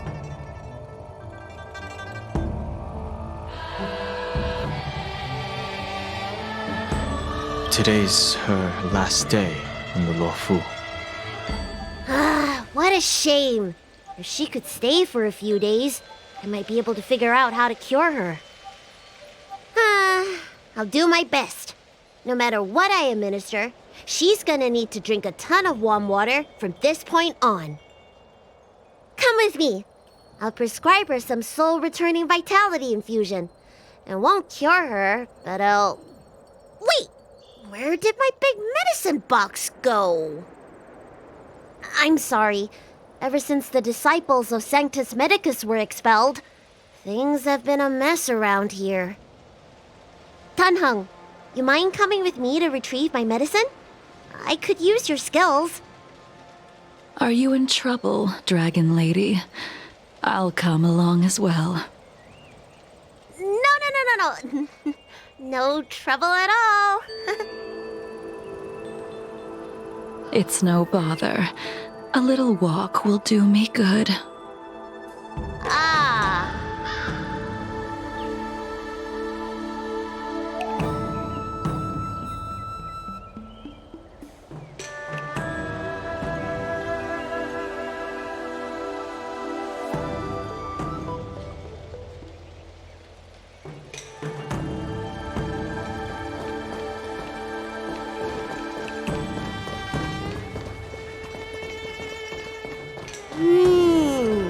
I can smell the herbs. It's around here. Hey! Give me back my medicine box! That thing runs so fast! Don't let it get away!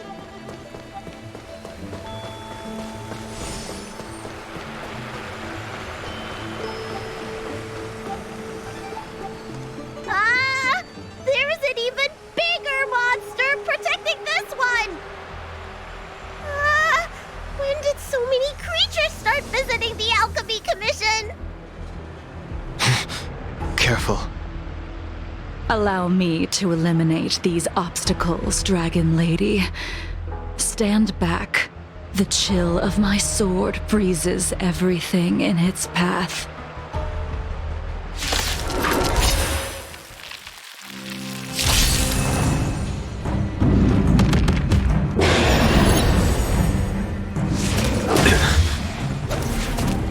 Fleeting light, roaring flood.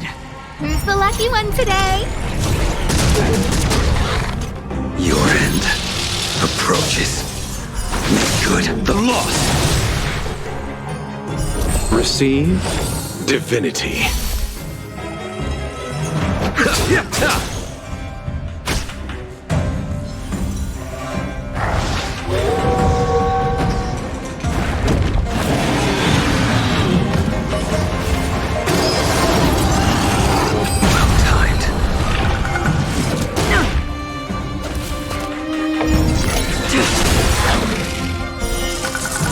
A blade of moonlight.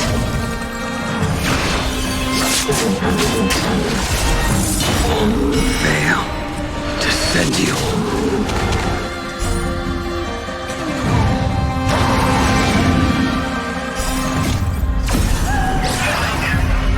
In lunar flame.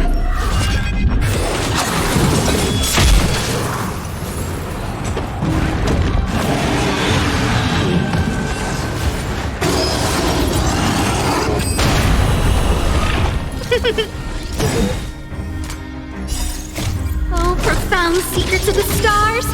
Give these trailblazers your blessing!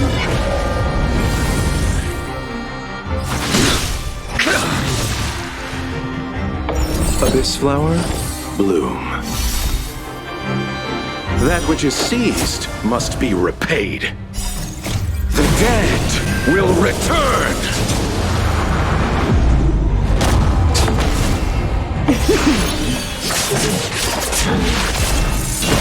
Look out!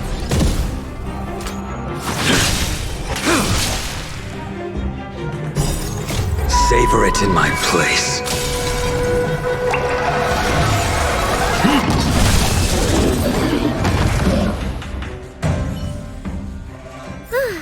All right, let me make sure nothing's missing. Excellent. The calming valerian and chi strengthening infusions are here. Let's head back. Never make a patient wait too long.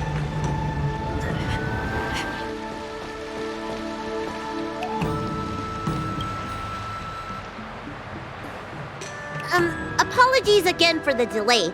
This prescription won't cure you, but it will nourish your body and calm your mind. Very well. The fate of a long-life species is inevitable, even with the best doctors. You're Mara-struck? I don't see the symptoms in you at all. What with the incident on the Law Fu, I've treated a number of Mara-stricken patients recently. They all presented with signs of incoherence, delirium, or frightening physical mutations. You don't seem to have any of that. I made a deal that allowed me to retain what life I had left in me. I may be sane, but one thing is certain. My mind is already at its limit.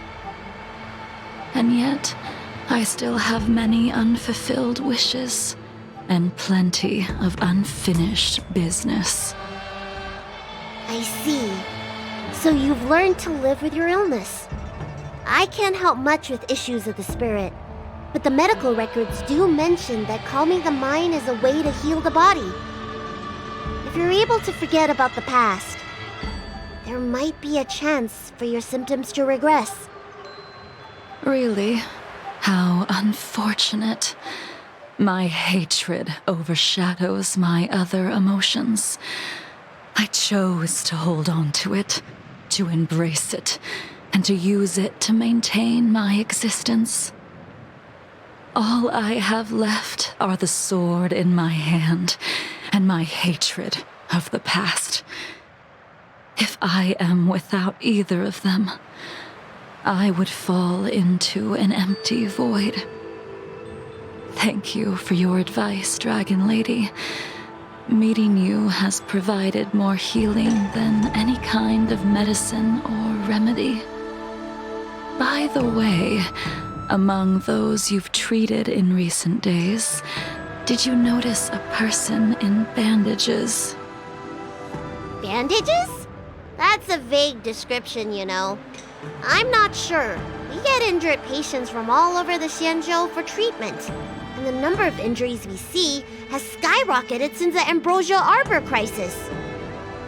The person I'm inquiring about is tall, with a serious expression. He also carries a crude sword with him at all times. Have you seen someone like that, Dragon Lady?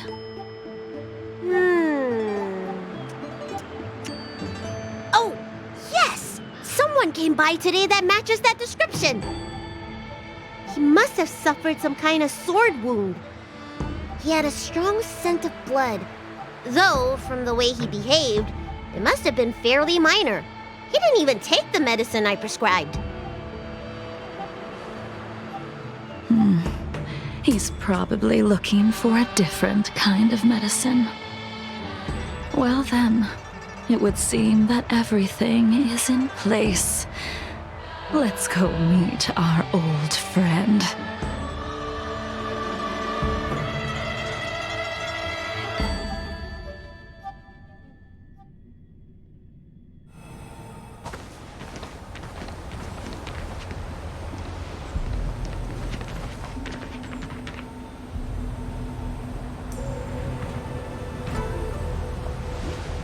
Take this man away.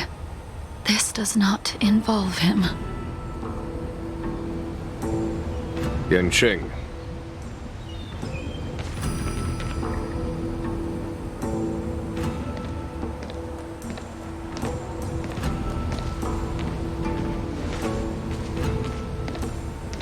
And so, everyone is present.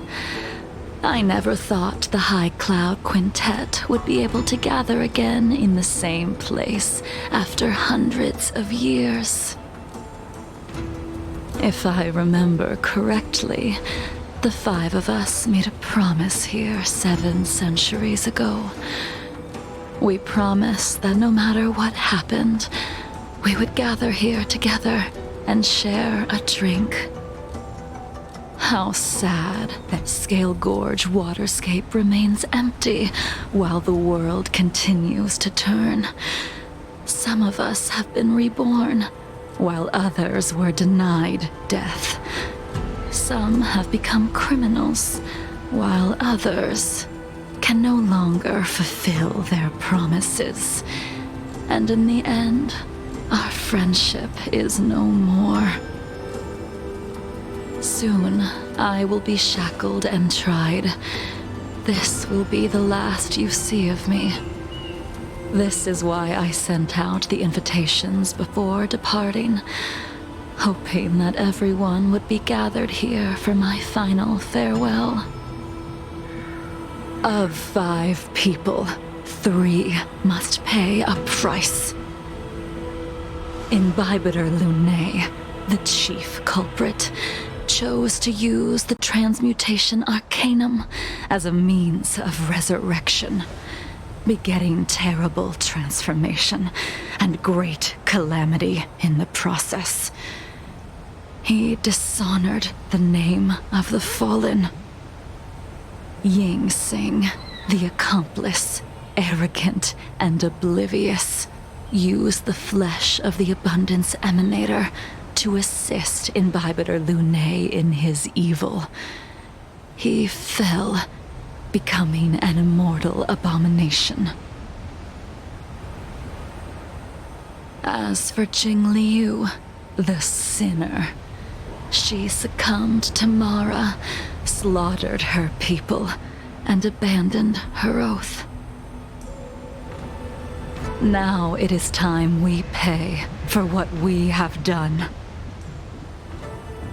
Dan Heng, you can never escape the shadow of Imbibitor Lunae.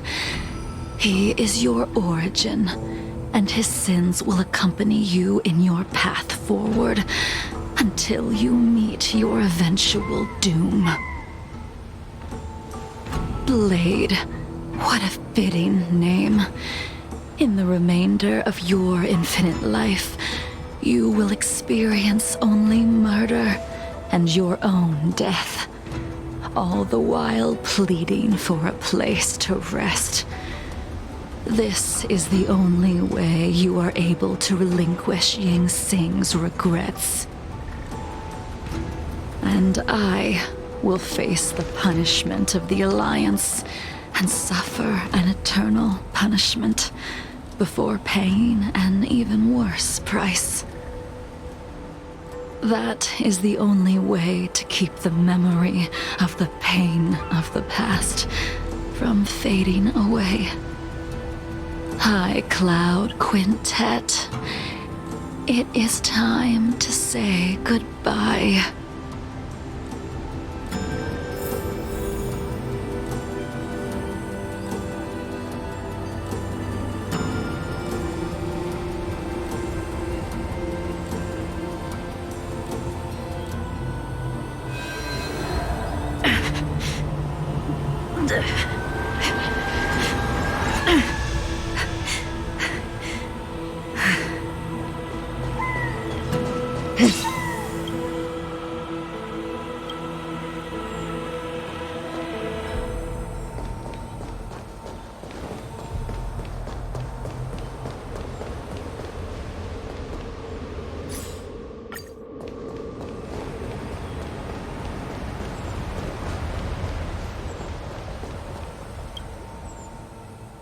A wineless gathering, accompanied by only sadness and bitterness. What a depressing reunion. Jing Yuan, is it not time you sent me to the Shuling? The laws of the Alliance cannot be subject to change. Unfortunately, your next stop will be the Yuchi. I reported everything to the Marshal, and the Seer strategist just so happened to take an interest in the case. They set up a Deca-light reflection barrier in hopes of meeting the two of you beforehand. Jing Yuan, you haven't changed at all. Always trying to destroy the plans of others. But in the end, whether it be you, me, the Cloud Knights, or the generals of the Rainbow Arbiter, we are all just pawns in a game of the gods. I am sick and tired of treading on a predetermined path. No matter, I will deviate if you insist, but this does not change how things will end. Ultimately, I will stand on the side of victory. Then I shall see this gamble through. Wait. Jingliu, before you leave, you still owe me my due. I have tried. Besides inflicting more wounds on your body, there is nothing else I can do for you. The immortality that you possess is not something that can be dealt with so easily.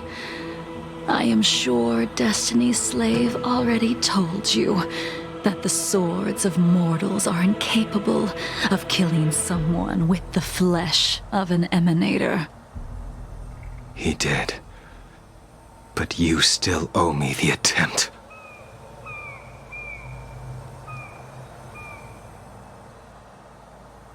I told you when I taught you the way of the sword.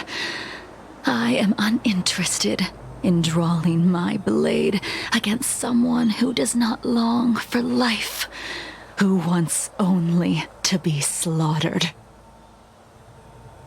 You will only draw against an opponent. Jingliu, allow me to repay you for your teachings. Savor the moment. I will deliver you a brief moment of death. We were here once, 700 years ago. Laughing, sparring, and thinking about the future. Their faces still linger before my eyes. like a bygone dream.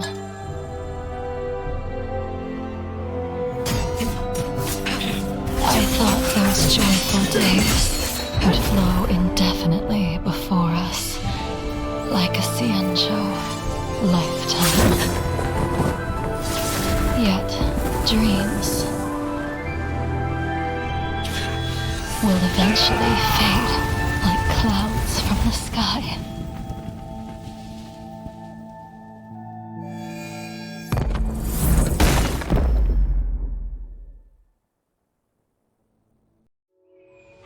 A familiar feeling. Almost as if we've returned to my first sword lesson. You used the sword Insing crafted, and pierced, sliced, and impaled me time and time again. The swordplay used to slay our enemies of old is still engraved on this despicable shell. All I can do is watch my flesh become severed, healed, and restored. It's as if they're saying, Why? Why did you and Imbibitor Lunae commit such an unforgivable sin? I know that you have no interest in my answer. Which is why I asked the question as you looked me straight in the eye. I've asked myself that same question infinite times, but was never able to find the answer. Why? Why is it that only the abominations can return time and time again? Why does someone like her have to be buried, burned to ash, and eventually forgotten? Why? In the end, you unleashed the final piercing blow and left both me and the sword in the withered grave. The miraculous thing is that in my brief moment of death, all the pain went away. Like when we drank to drown our sorrows.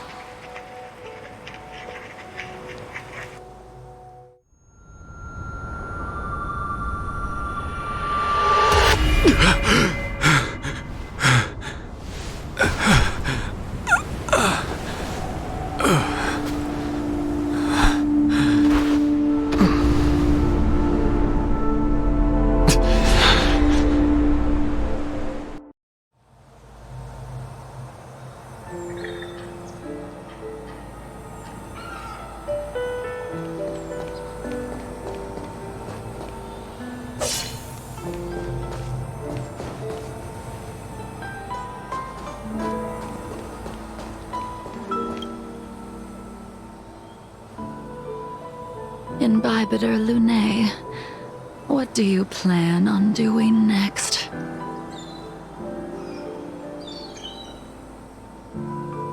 Once this gathering ends, I will return to the Express to continue my journey. The Express won't be able to carry you forever. Your friends all have burdens of their own, just as we did back then.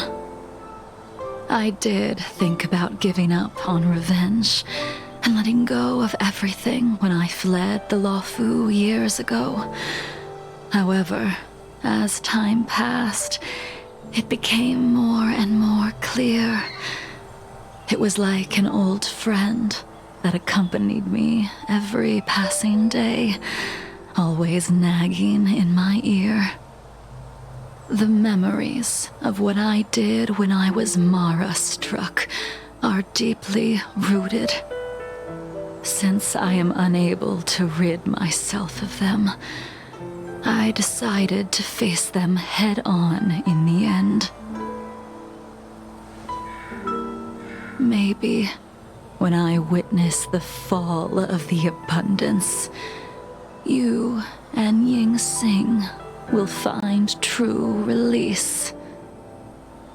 Goodbye, Imbibiter Lunae.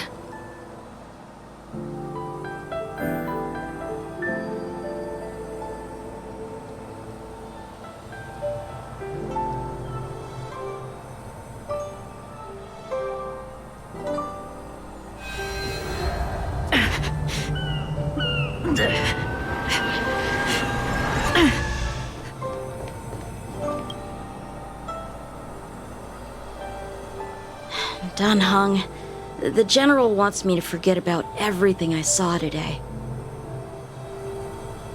I understand. These disputes are far too complicated for me right now. Swordplay is a lot simpler. I have some close friends of my own in the Cloud Knights.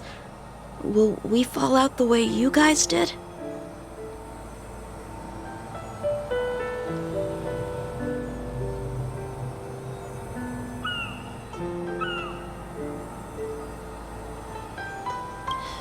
Goodbye for now, Dan Heng.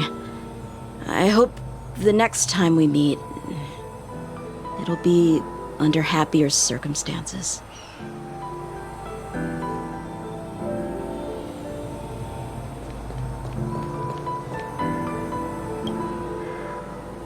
She couldn't do it with her sword either. She still couldn't do it. We have no choice but to continue the pursuit. This is the price the two of us must pay. Neither of us can end the other's life. Just give up. Elio's script still requires you to stay alive. For now. I don't mind prolonging my vengeance. It might be more interesting that way.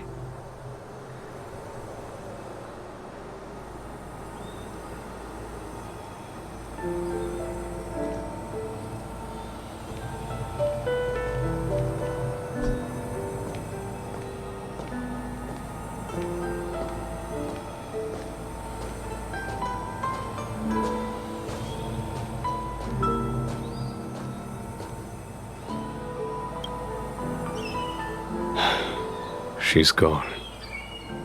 All this must have seemed like a silly performance to someone newly reborn.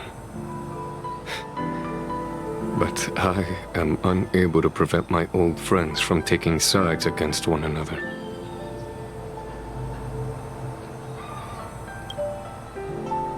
Who you are is a question that only you can find the answer to. Even if the Preceptor's interference denied you a true rebirth. Yes. It has been a long day for you, Dan Heng.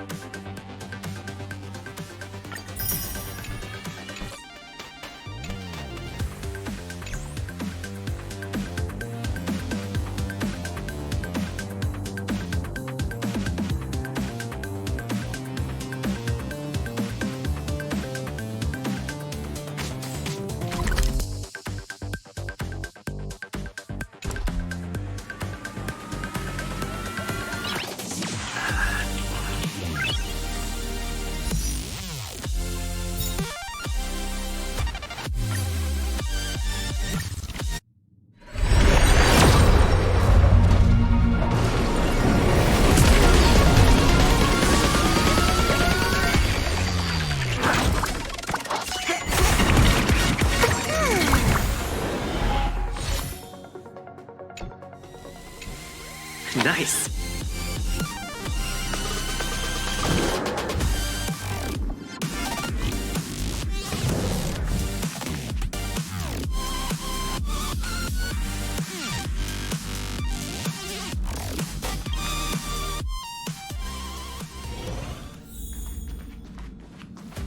Say, aren't there any forms to fill out for boarding the Express? No, nothing? Interesting. So it's all based on interpersonal credit? I'm amazed everything runs on something so fragile.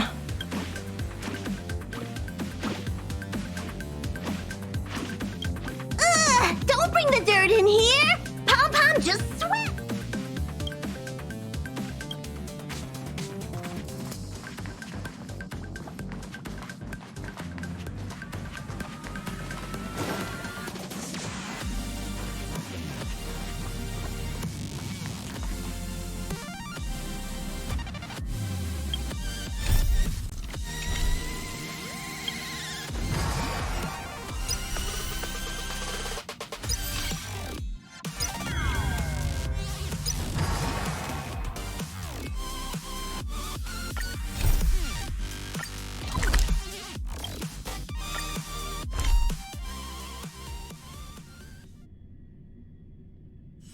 Where there are people, there is noise.